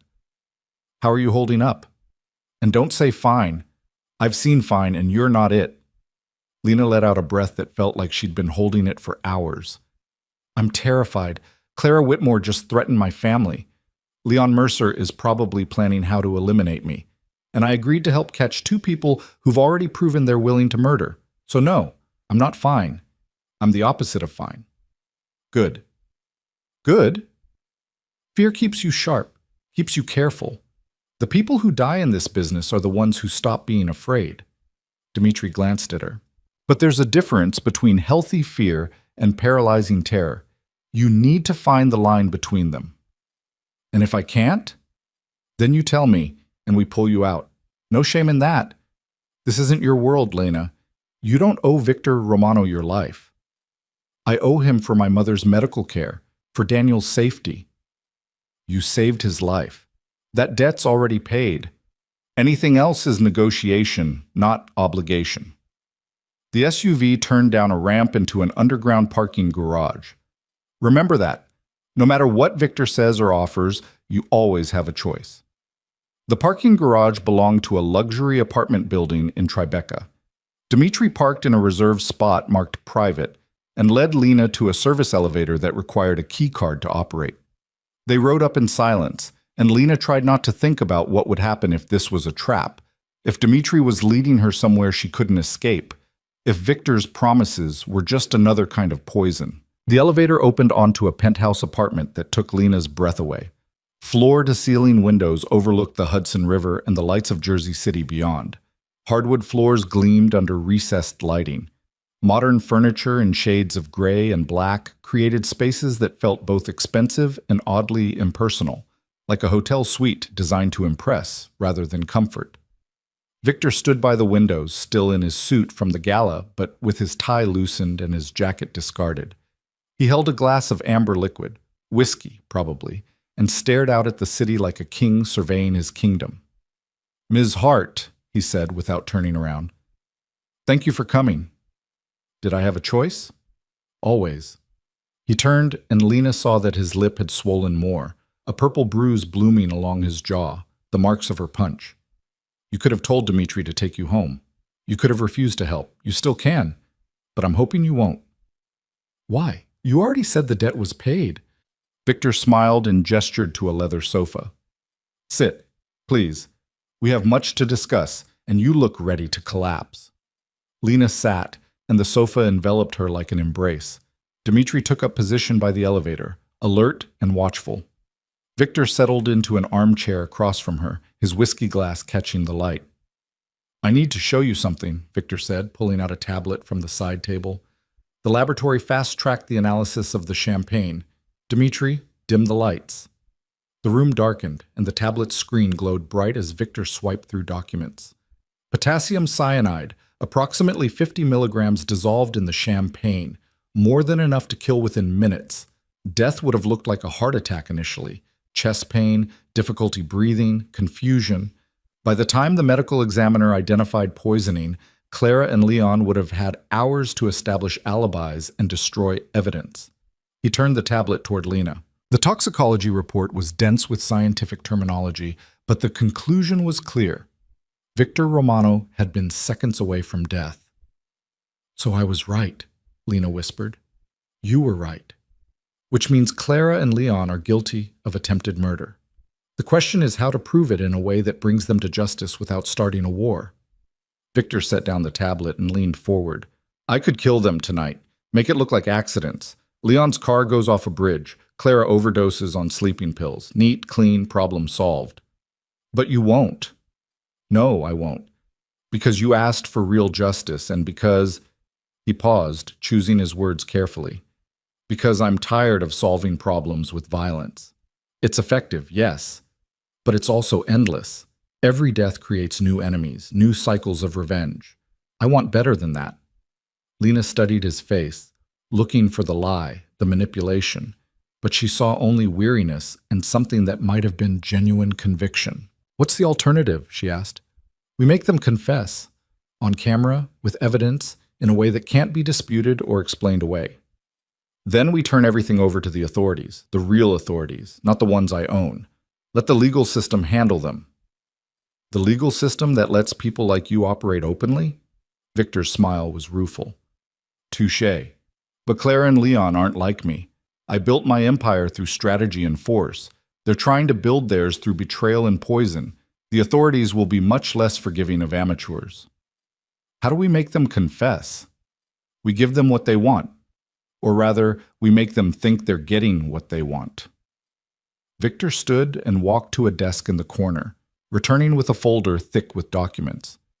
"Leon has been selling information to the FBI for months, but what he really wants is my network, my contacts, my accounts, my entire operation. He thinks if I die, he can step into my shoes with Clara's money backing him. So we offer him your network." "Exactly. We stage my death. Make it look like the poison worked, just delayed. Clara and Leon will rush to secure their position, which means accessing my accounts, contacting my associates, consolidating power. Every step they take will be recorded, documented, traced. When they think they've won, we spring the trap." Lena's mind raced through the implications. "That's incredibly dangerous. If they even suspect you're alive, they'll disappear. And if your actual enemies think you're dead, they'll move against my organization, yes, which is why we'll need to move fast. 72 hours, start to finish. 3 days to let Clara and Leon hang themselves with their own ambition." Victor's eyes locked on hers. "And I need you to sell it. You're the key witness. You saw me die. You were there when the poison finally took effect. Your testimony makes it real." "You want me to lie to the police. I want you to play a role. There's a difference." "Not much of one." Victor was quiet for a moment. "You're right. I'm asking you to compromise your principles for my plan. That's not fair. If you want to walk away, I'll understand. The 100,000 is yours regardless. Your family will remain under protection. You owe me nothing." Lena thought about her mother, slowly dying in a hospital bed. About Daniel, who'd spent his whole life unable to speak, unable to defend himself, unable to ask for help. About all the people like them, invisible, voiceless, powerless, who got crushed between the gears of the powerful. Clara and Leon were trying to murder their way into wealth and influence. They'd framed an innocent maid without a second thought. They'd poison a man at a charity event for orphaned children and sleep soundly afterward. "I'll do it," Lena said, "but I have conditions." "Name them." "First, when this is over, you donate $10 million to children's charities. Real charities, not money laundering operations. Organizations that actually help kids." "Done. Next." "Second, you get my mother into the best cancer treatment program in the country. I don't care what it costs. If there's even a chance of saving her, I want it." Something shifted in Victor's expression. Surprise, maybe, or respect. "I have contacts at Memorial Sloan Kettering. They run experimental trials that aren't available to the general public. I'll make a call. What else?" "Third, when Clara and Leon are arrested, I want to be there. I want to see their faces when they realize they lost." Victor smiled, sharp and dangerous. "That can be arranged." "Anything else?" Lena hesitated, then pushed forward. "Why are you really doing this? The legal route instead of just killing them. The charity donations, helping my family. You're a criminal, Mr. Romano. Everyone knows it. So why pretend to be something you're not? The question hung in the air between them. Dmitri shifted by the elevator, tension radiating from his posture. But Victor just took a long drink of his whiskey and stared out at the city lights. My father was murdered when I was 16, he said finally, shot in the back by someone he trusted. His own cousin, as it turned out, wanted to take over the family business. I found my father bleeding out in our kitchen, and you know what his last words were? Lena shook her head. Don't be like me. That's what he said. Don't be like me. Victor's voice was distant, lost in memory. I built this empire anyway, became exactly what he didn't want. Hurt people, destroyed lives, made money through violence and fear. And for what? So I could have expensive suits and penthouses and enemies who want me dead? He turned to face her. I can't undo what I've done.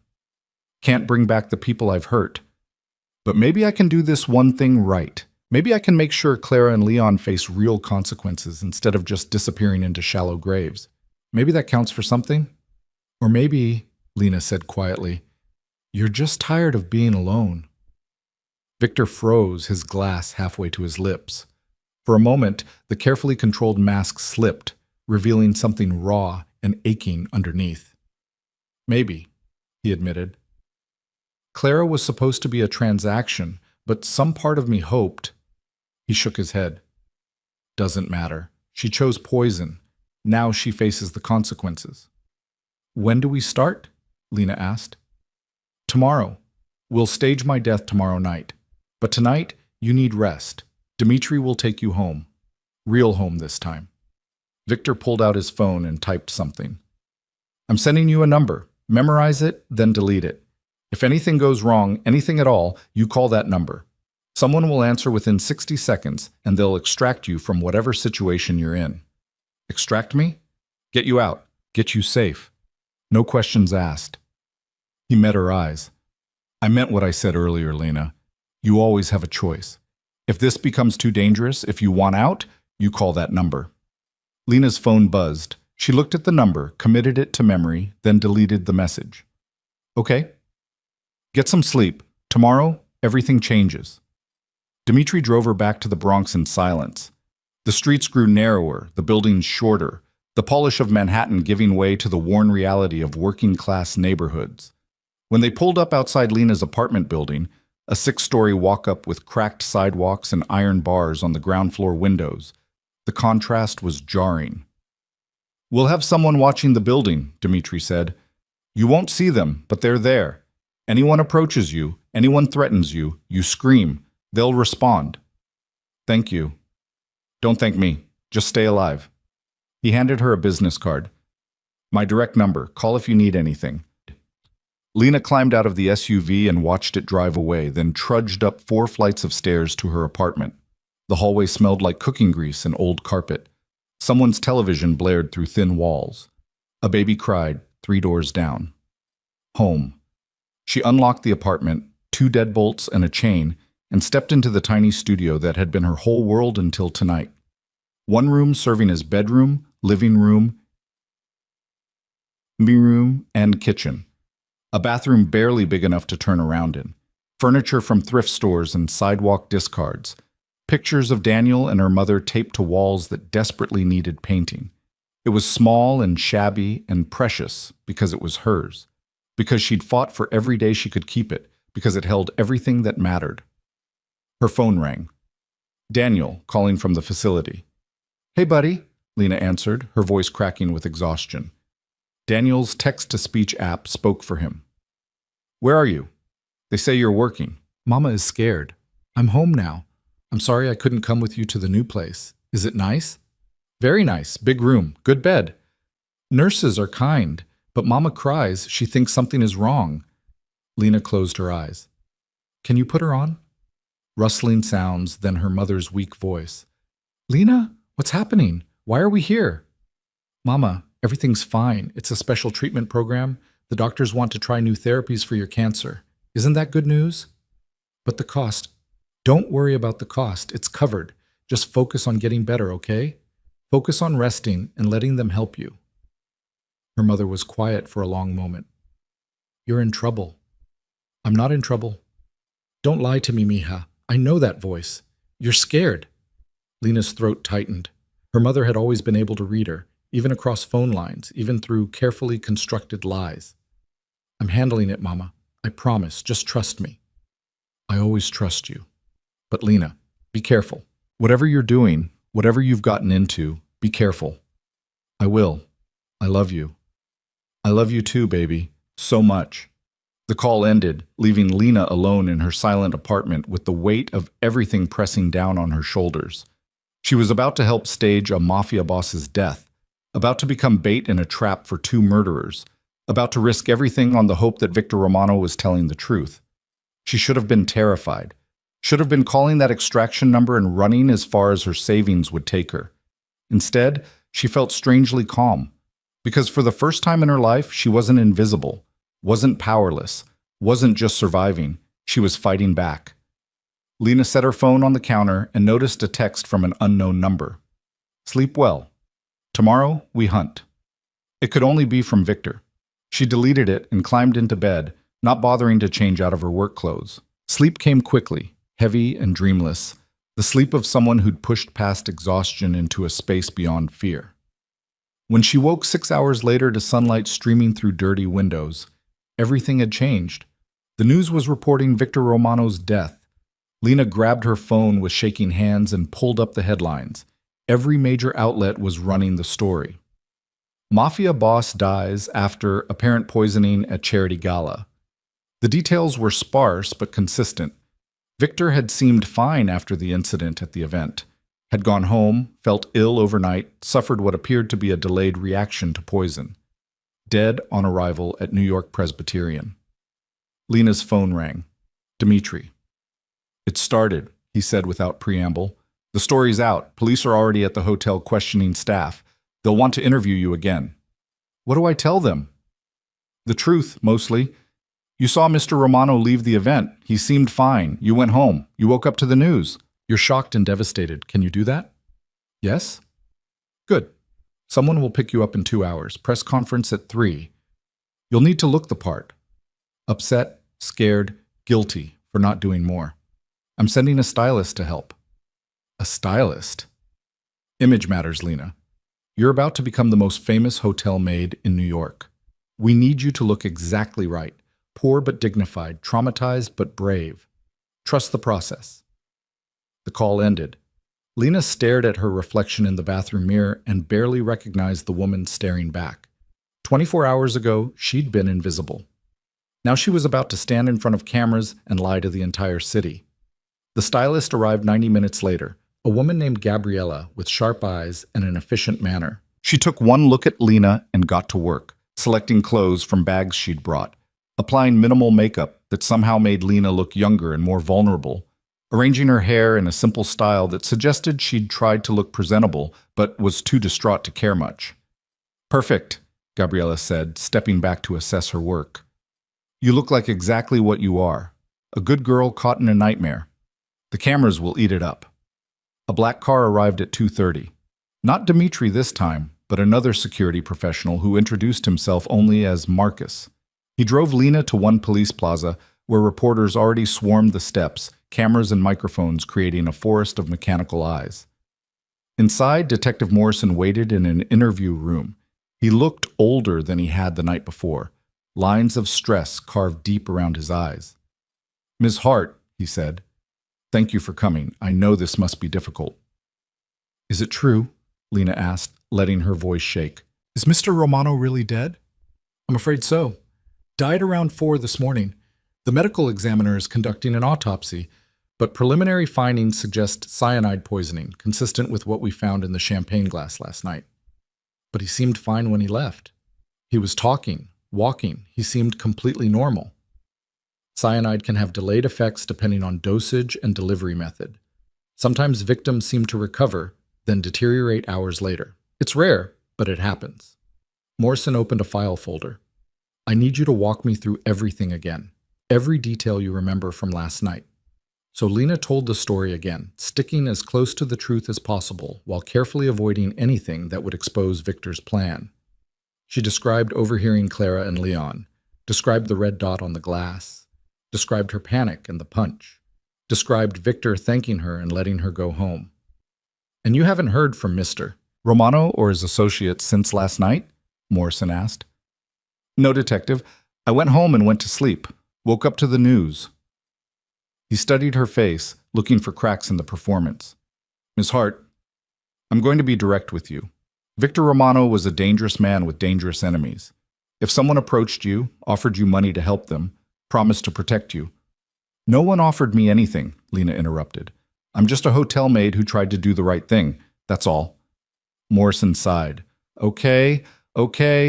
You're free to go, but stay available. We'll likely need to speak with you again as the investigation continues. Of course, detective. He escorted her to a press conference room where reporters filled every seat, cameras lined the walls, and the air crackled with predatory interest. The police commissioner stood at a podium, looking grave and official. We'll begin shortly, Morrison murmured. Just answer questions honestly. If anything makes you uncomfortable, you can defer to the commissioner. Lena took a seat at the table beside the commissioner, very aware of the cameras focused on her face. This was Victor's plan. Put her in the spotlight. Make her the sympathetic witness. Let Clara and Leon think they'd won. The commissioner spoke first, delivering a prepared statement about the tragedy, the ongoing investigation, the commitment to finding whoever was responsible. Then he opened the floor to questions. Ms. Hart, a reporter called out, can you describe what you saw last night? Lena leaned toward the microphone. I saw something that scared me. Someone near the champagne service area who didn't belong. I didn't know what to do, so I reacted. I tried to keep Mr. Romano from drinking that glass. Do you feel responsible for his death? If you'd done something different, could he have survived? The question was cruel, designed to extract maximum emotion. Lena felt tears, real tears, prick at her eyes. I don't know. I keep asking myself that. Maybe if I'd called security instead of if I'd done anything different. You tried to save him, another reporter interrupted. You're a hero. I'm not a hero, Lena said, her voice breaking. A hero would have saved him. I failed. The press conference continued for another 20 minutes. Lena answered questions, deflected others, and played her part perfectly. When it finally ended, she was escorted out through a side entrance where Marcus waited with the car. You did well, he said as they pulled into traffic. Very convincing. It wasn't all acting, Lena admitted. Part of me really does feel guilty. Don't. You saved his life once. What happens next isn't your fault. They drove to a safe house in Queens, a nondescript townhouse in a quiet neighborhood where Dmitri waited with Victor, who was very much alive. He looked different without his suit, jeans, a sweater, no pretense of power. Just a man who'd faked his own death and was watching the consequences unfold on multiple screens mounted to the wall. Excellent performance, Victor said as Lena entered. You had me almost convinced I was actually dead. How long until they move? Lena asked. Already started. Victor gestured to one screen showing security footage of his office building. Leon accessed my private office an hour ago. He's downloading files, making calls, positioning himself as my successor. Clara's meeting with her family's attorneys, probably crafting a story about how she's the grieving fiancé who should have rights to my estate. How long until we have enough evidence? 24 hours, maybe less. They're moving fast, which means they're making mistakes. Dimitri's team is documenting everything. By tomorrow night, we'll have enough to bury them. Another screen showed Clara leaving a restaurant with Leon. They looked like any other couple, attractive, well-dressed, comfortable with each other. But there was something in their body language, a tension that suggested they were barely holding it together. They think they won, Lena said quietly. They think they won, Victor agreed. Tomorrow, they learn otherwise. Lena watched the screens, watched Clara and Leon navigate their victory, and felt something cold and hard settle in her chest. Justice was coming, and it would be absolute. The safe house became Lena's world for the next 18 hours. She watched the screens with Victor and Dmitri as Clara and Leon's carefully constructed plan unraveled in real time, every move they made digging their graves deeper. Sleep came in brief, restless intervals on a borrowed couch while Victor maintained his vigil, tracking his betrayers with the patience of a predator who knew the kill was inevitable. By midnight, Leon had made contact with 17 of Victor's key associates, positioning himself as the natural successor. By 3 in the morning, Clara had filed preliminary paperwork claiming common law marriage rights to Victor's estate.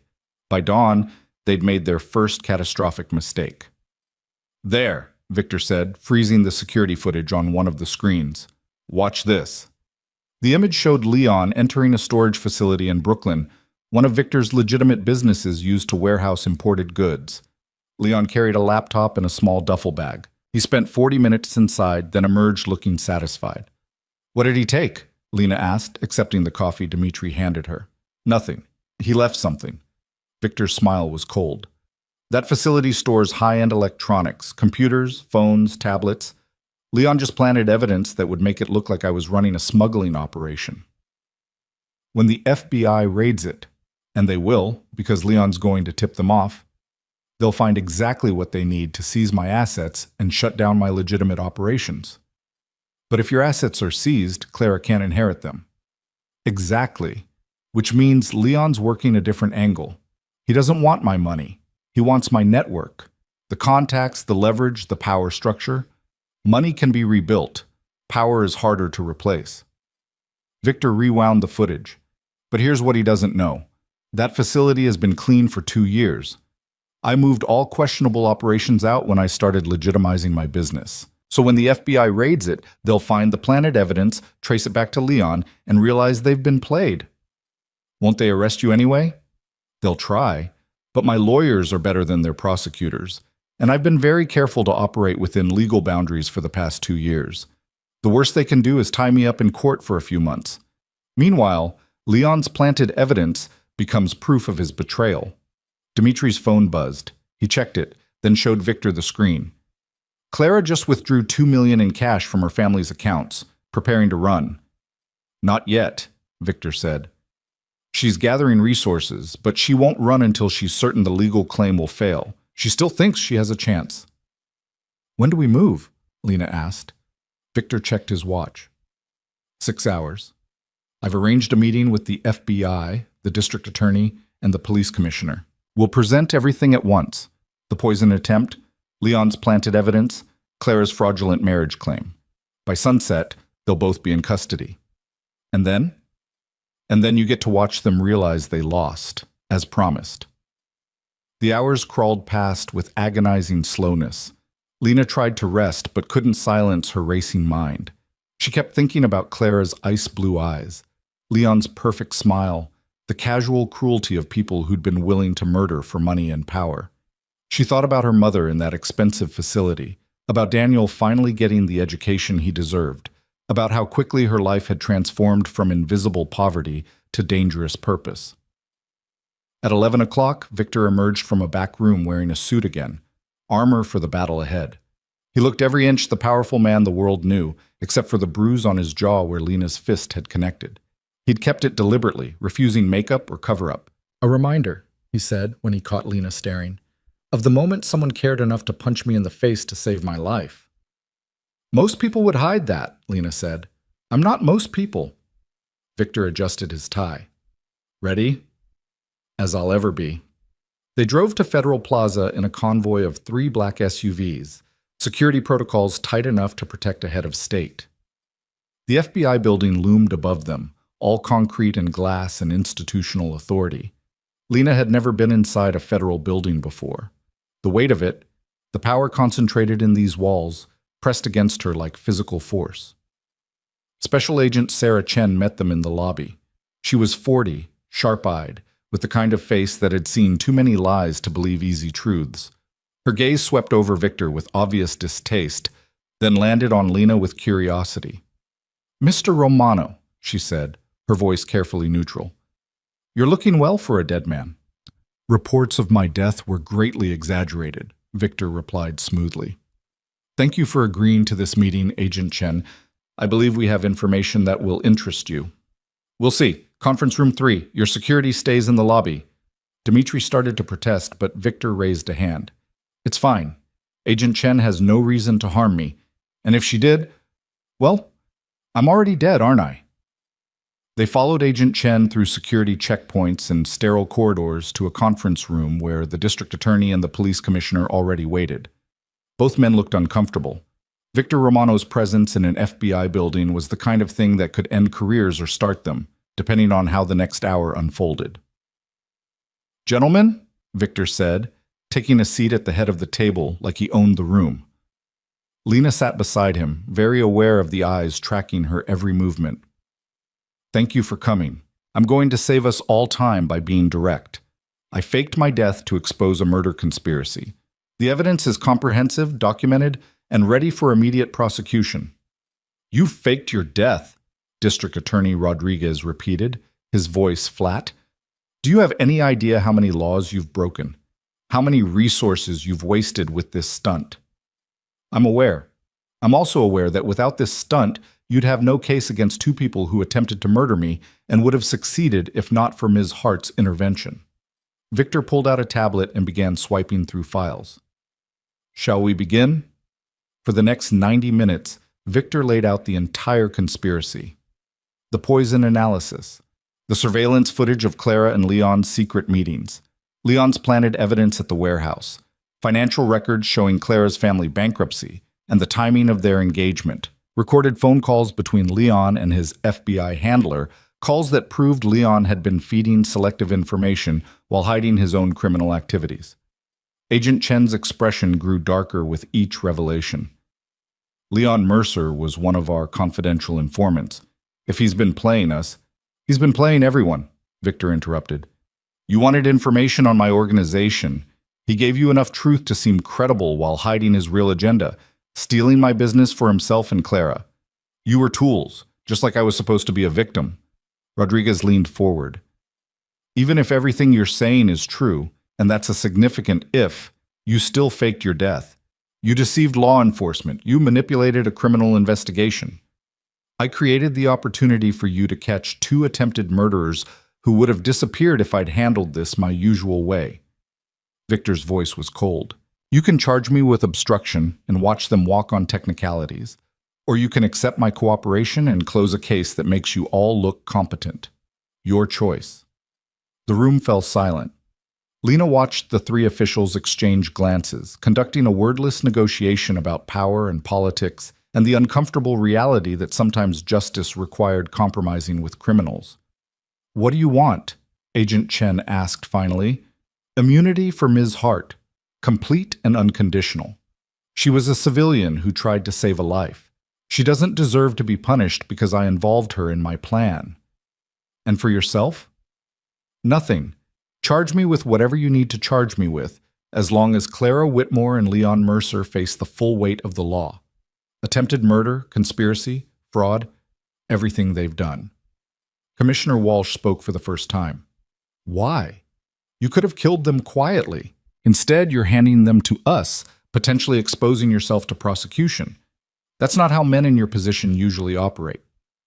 Victor was quiet for a moment, his gaze distant.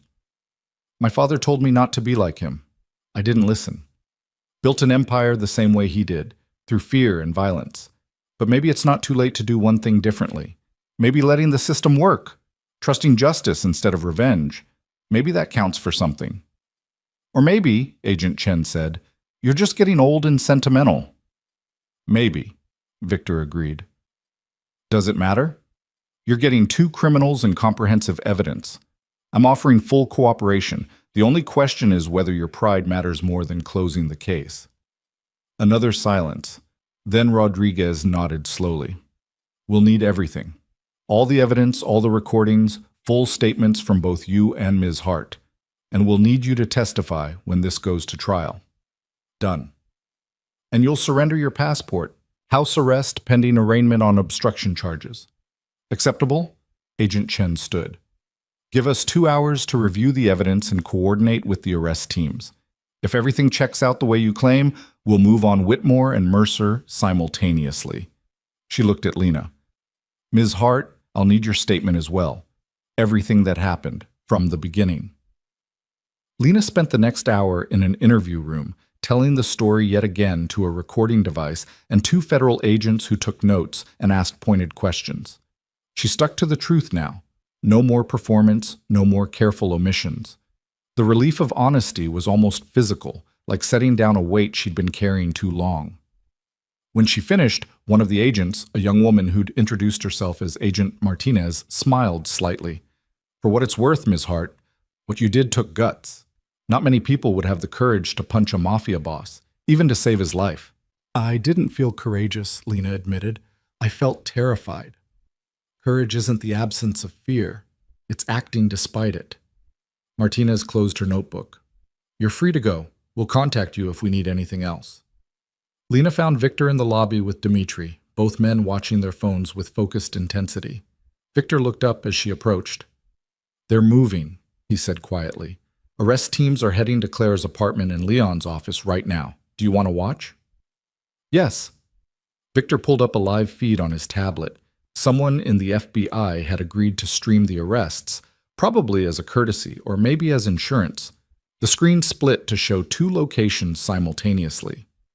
Claire's apartment was elegant, expensive, exactly what Lena would have expected. The arrest team knocked, announced themselves, then entered with practiced efficiency. Claire appeared in frame wearing a silk robe, her blonde hair perfect even at 2 in the afternoon. Her expression cycled through confusion to outrage to fear as the lead agent read her rights. "This is absurd," Claire's voice came through the tablet's speaker. "I'm the victim here. My fiancé was murdered and you're arresting me?" "Clara Whitmore, you're under arrest for conspiracy to commit murder, attempted murder, and wire fraud. You have the right to remain silent." "I want my lawyer. I want him now. This is harassment. This is—" The feed cut as they cuffed her and led her out. Lena watched Clara's perfect composure crack, watched the Ice Queen mask shatter into something raw and desperate, and felt nothing but cold satisfaction. The second feed showed Leon's office, a sleek space in a midtown high-rise with views of Central Park. Leon was on the phone when the agents entered, his voice confident as he discussed some business deal. He looked up, saw the badges, and his face went absolutely white.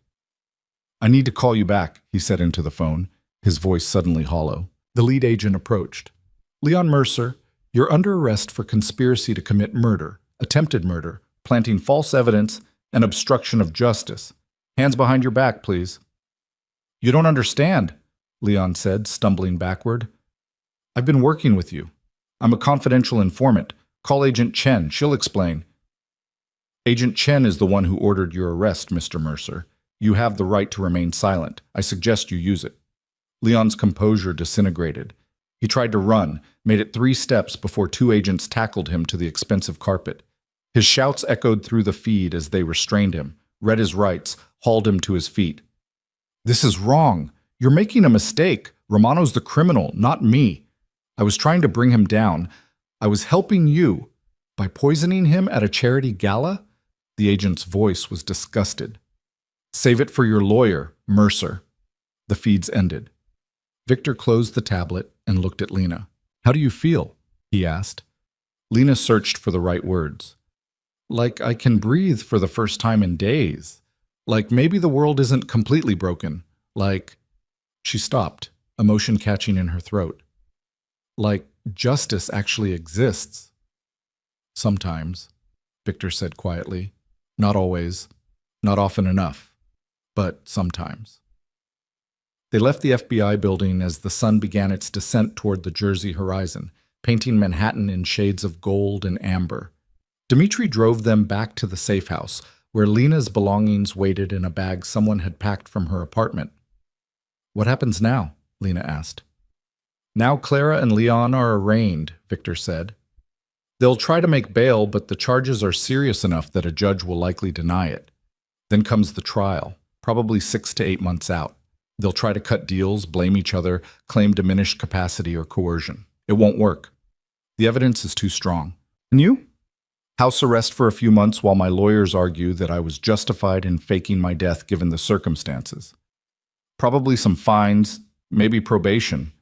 Nothing I can't handle." He smiled slightly. "I've had worse." "What about me?" Victor reached into his jacket and pulled out an envelope. $500,000 as promised, plus a letter of recommendation from the Grandeur Hotel's management. Apparently, they're very impressed with your initiative and quick thinking. You can work anywhere you want now, or not work at all for a while if you prefer. Lena took the envelope with trembling hands. $500,000. More money than she'd ever imagined possessing. Enough to change everything. Thank you, she whispered. I should be thanking you. You saved my life, Lena. Twice. Once from the poison. Once from becoming the man who'd kill Clara and Leon in cold blood. That's worth more than money. The safe house came into view. Dmitri pulled into the driveway and cut the engine, but made no move to get out. The silence stretched between them, weighted with things unsaid. I need to check on my family, Lena said finally. My mother, my brother, I need to see them. Of course. Dmitri will drive you to the facility. Victor hesitated, then continued. There's something else. The doctors at Sloan Kettering reviewed your mother's case. There's an experimental treatment, immunotherapy combined with targeted radiation. It's aggressive, but the trial results are promising. If she qualifies, she has a real chance. Lena's vision blurred with sudden tears. How much of a chance? 40% survival rate at 5 years. Better than the 5% she has now. 40%. Not a guarantee. Not even close. But better than the death sentence they'd been living with for 2 years. When can she start? As soon as she's stable enough for transfer. The team is already coordinating with the facility. Victor's voice softened. I can't promise she'll survive, Lena, but I can promise she'll have the best care available. That's all anyone can do. It's more than we had yesterday. It's more than I ever thought possible. Lena wiped her eyes. Thank you, Victor, for everything. He smiled, a real smile this time, not the calculated expression he showed the world. Thank you, Lena Hart, for reminding me that some people still do the right thing even when it costs them everything. Dmitri drove her to the facility in Westchester, a sprawling campus that looked more like a resort than a medical center. Lena found her mother in a private suite with floor-to-ceiling windows overlooking gardens that seemed impossibly green. Daniel sat beside the bed, his face lighting up when Lena entered. Mija, her mother breathed, reaching for her hand. You're okay. I was so worried. I'm fine, Mama. Better than fine. Lena hugged Daniel, then sat on the edge of the bed. I have so much to tell you. She explained everything, leaving out the most dangerous parts, focusing on the heroism and the reward. Her mother listened with wide eyes, occasionally touching Lena's face as if to confirm she was real. $500,000, her mother whispered. Lena, that's a miracle. And there's a treatment, a real treatment that might work. The doctors want to start as soon as you're strong enough. But the cost is covered. All of it. Medicine, doctors, everything. You just have to fight, Mama. You have to keep fighting. Her mother's eyes filled with tears. I've been fighting for so long, I'm so tired, baby. I know, but now you have a reason to win. Daniel needs you. I need you. And you have the best doctors in the country ready to help. So you fight, okay? You fight like you taught me to fight. Like you fought for that man's life. Like I fought for that man's life, Lena agreed. Daniel's text-to-speech app chimed. Sister is hero. Mama must be hero too.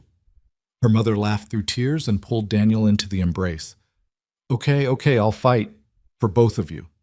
Lena stayed with them through dinner, real food from the facility's kitchen, not the hospital slop her mother had been choking down for months. They ate together, talked about Daniel's new school, made plans for a future that suddenly seemed possible again. As night fell and her mother drifted toward sleep, Lena kissed her forehead and whispered, I love you, Mama, so much. I love you too, Mija, my brave, beautiful girl. Dmitri drove Lena back to the city in comfortable silence, but instead of dropping her at her apartment, he took her to the Tribeca penthouse, where she'd first made her deal with Victor. Boss wants to see you, Dmitri explained. Said it's important. The penthouse looked different at night, the city lights transforming the windows into a canvas of gold and white against black velvet. Victor stood by those windows again, this time without the whiskey, without the armor of his suit. Just a man in jeans and a sweater, staring at the city he'd built his empire upon. "Thank you for coming," he said as Lena entered. "I wasn't sure you would." "Why wouldn't I?" "Because you're free now. Free of obligation, free of danger, free to walk away and never look back. Most people would." "I'm not most people," Lena said, echoing his earlier words. Victor smiled. "No, you're not." He gestured to the sofa. "Sit, please. I have a proposition." Lena sat, curiosity overriding caution. "I meant what I said about legitimizing my business," Victor began. "The past 2 years, I've been transitioning from criminal enterprises to legal operations. Real estate, import-export, venture capital. It's slower, less profitable, but also less likely to end with me in prison or dead in an alley." "That's smart. It's necessary, but it's also lonely. I've spent my whole life surrounded by people who wanted something from me: money, power, protection. People who'd betray me the moment the price was right. Claire and Leon proved that." He paused, choosing his words carefully. "But you didn't want anything. You saved my life because it was the right thing to do. You helped me expose them because you believed in justice. You asked for money only to save your family, not for yourself." "Where's this going, Victor?" "I'm offering you a job, personal assistant to start. Someone who can help me navigate this new world I'm trying to build. Someone I can trust because you've already proven you're not for sale." He named a salary that made Lena's head spin. "You'd have full benefits, flexible hours to care for your family, and the satisfaction of helping transform a criminal empire into something legitimate." Lena stared at him. "You want to hire me? I'm a hotel maid. I don't have any experience with business or—" "You have something more valuable than experience. You have integrity. You have courage. You have the ability to see what needs to be done and the spine to do it, even when it's terrifying." Victor leaned forward. "I can teach you business. I can't teach you character. You already have that." "This is insane." "Probably, but I've built my life on calculated risks. You're the best risk I've taken in years." He stood and extended his hand. "Think about it. You don't have to decide tonight.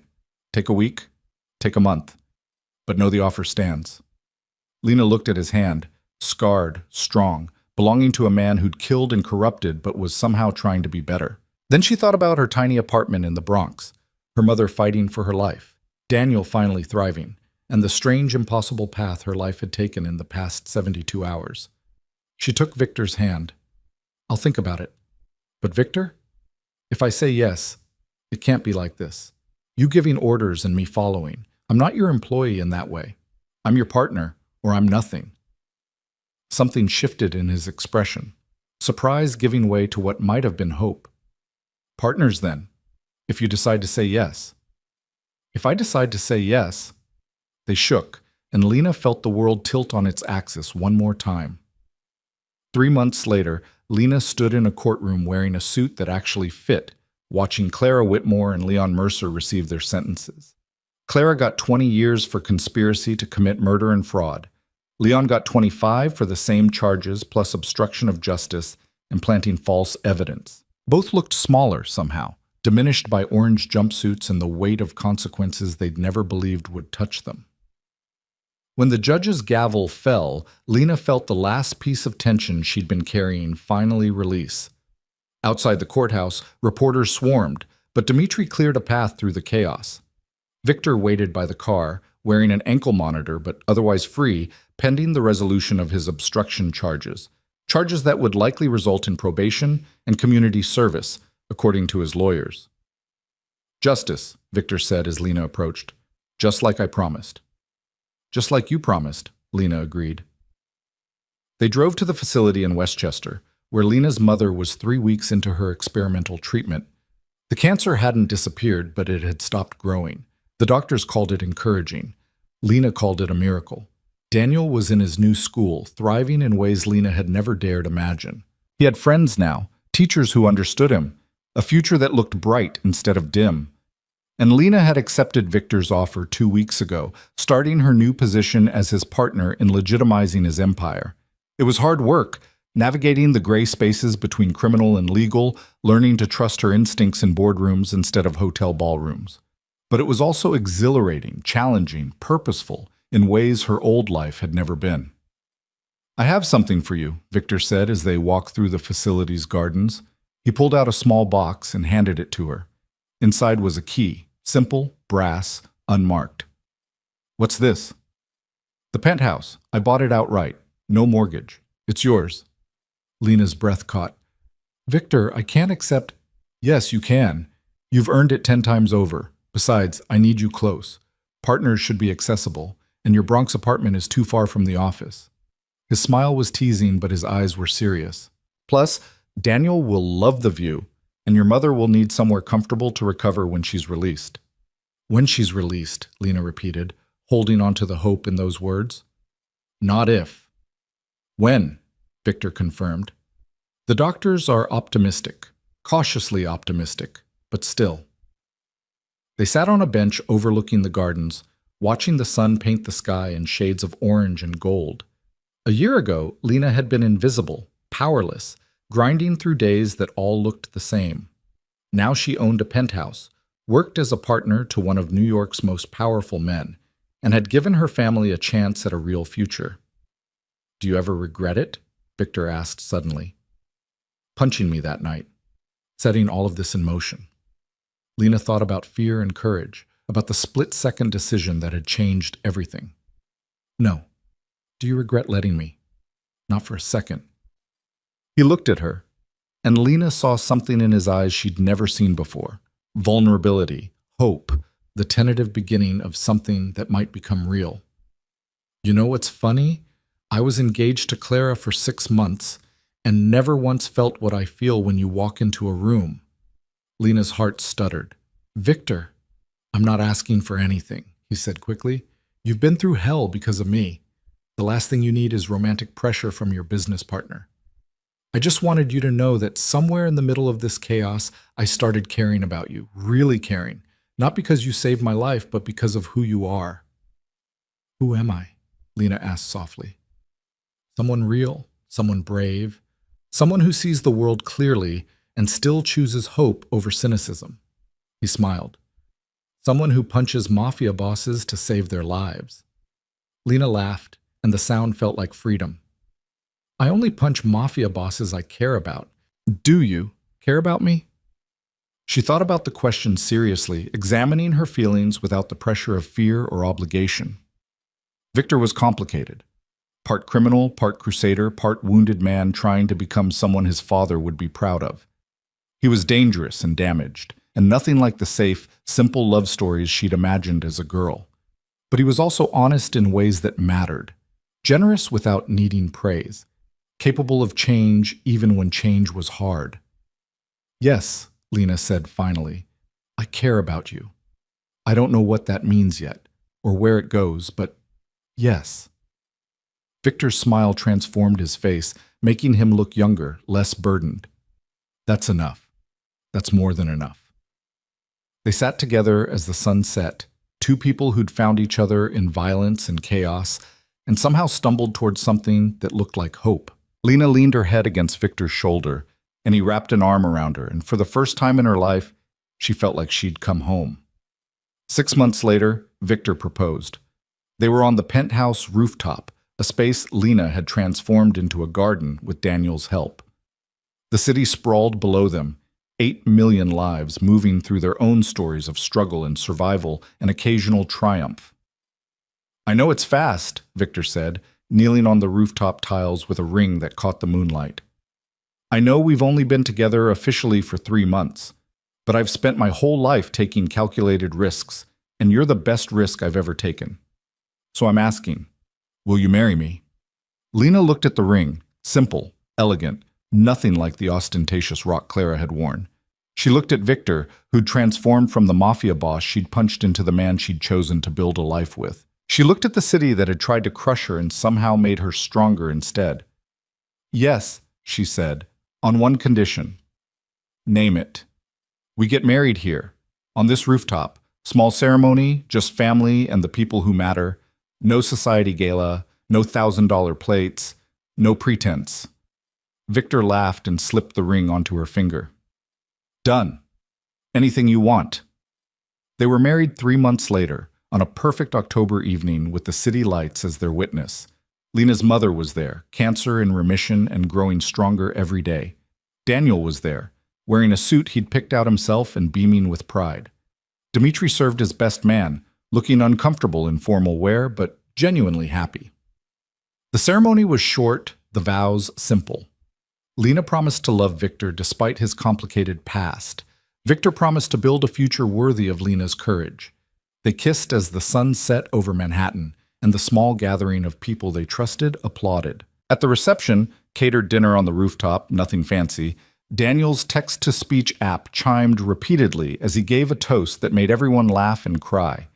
He talked about his sister who'd always protected him, who'd punched a powerful man to save a life, who'd taken an impossible situation and somehow made it beautiful. Sister was invisible, Daniel's app concluded, but sister was never small. Sister was always hero. Now everyone sees what I always saw. Lena hugged her brother and cried happy tears into his shoulder, while her mother dabbed at her eyes, and Victor watched his new family with an expression of pure contentment. Later, when the guests had gone home and the caterers had cleaned up, Lena and Victor stood at the rooftop's edge, looking out at the city that had tried to destroy them and somehow brought them together instead. "No regrets?" Victor asked, pulling her close. "Not one," Lena said. "You?" "Only that I didn't meet you sooner. Think of all the time we wasted. We found each other when we were supposed to, not a moment sooner, not a moment later." Lena looked up at him, at the man who'd been a stranger 3 years ago and was now her husband. "Besides, I needed time to perfect my right hook. Couldn't punch a mafia boss properly without practice." Victor laughed, the sound echoing across the rooftop. "Promise me something. Anything. If I ever need saving again, you'll be there to punch me back to my senses." "Always," Lena promised. "That's what partners do." They kissed under the stars, two people who'd started as invisible Maid and feared mafia boss, and somehow became something more. Something real. Something that looked like love and felt like hope, and proved that sometimes the bravest thing you could do was punch fate in the face and demand a better ending. The invisible girl was invisible no more, and the mafia boss who'd ruled through fear had finally learned to live through love. Together, they'd built something worth fighting for, something worth saving, something worth everything. And it all started with a punch that stopped death and sparked life instead.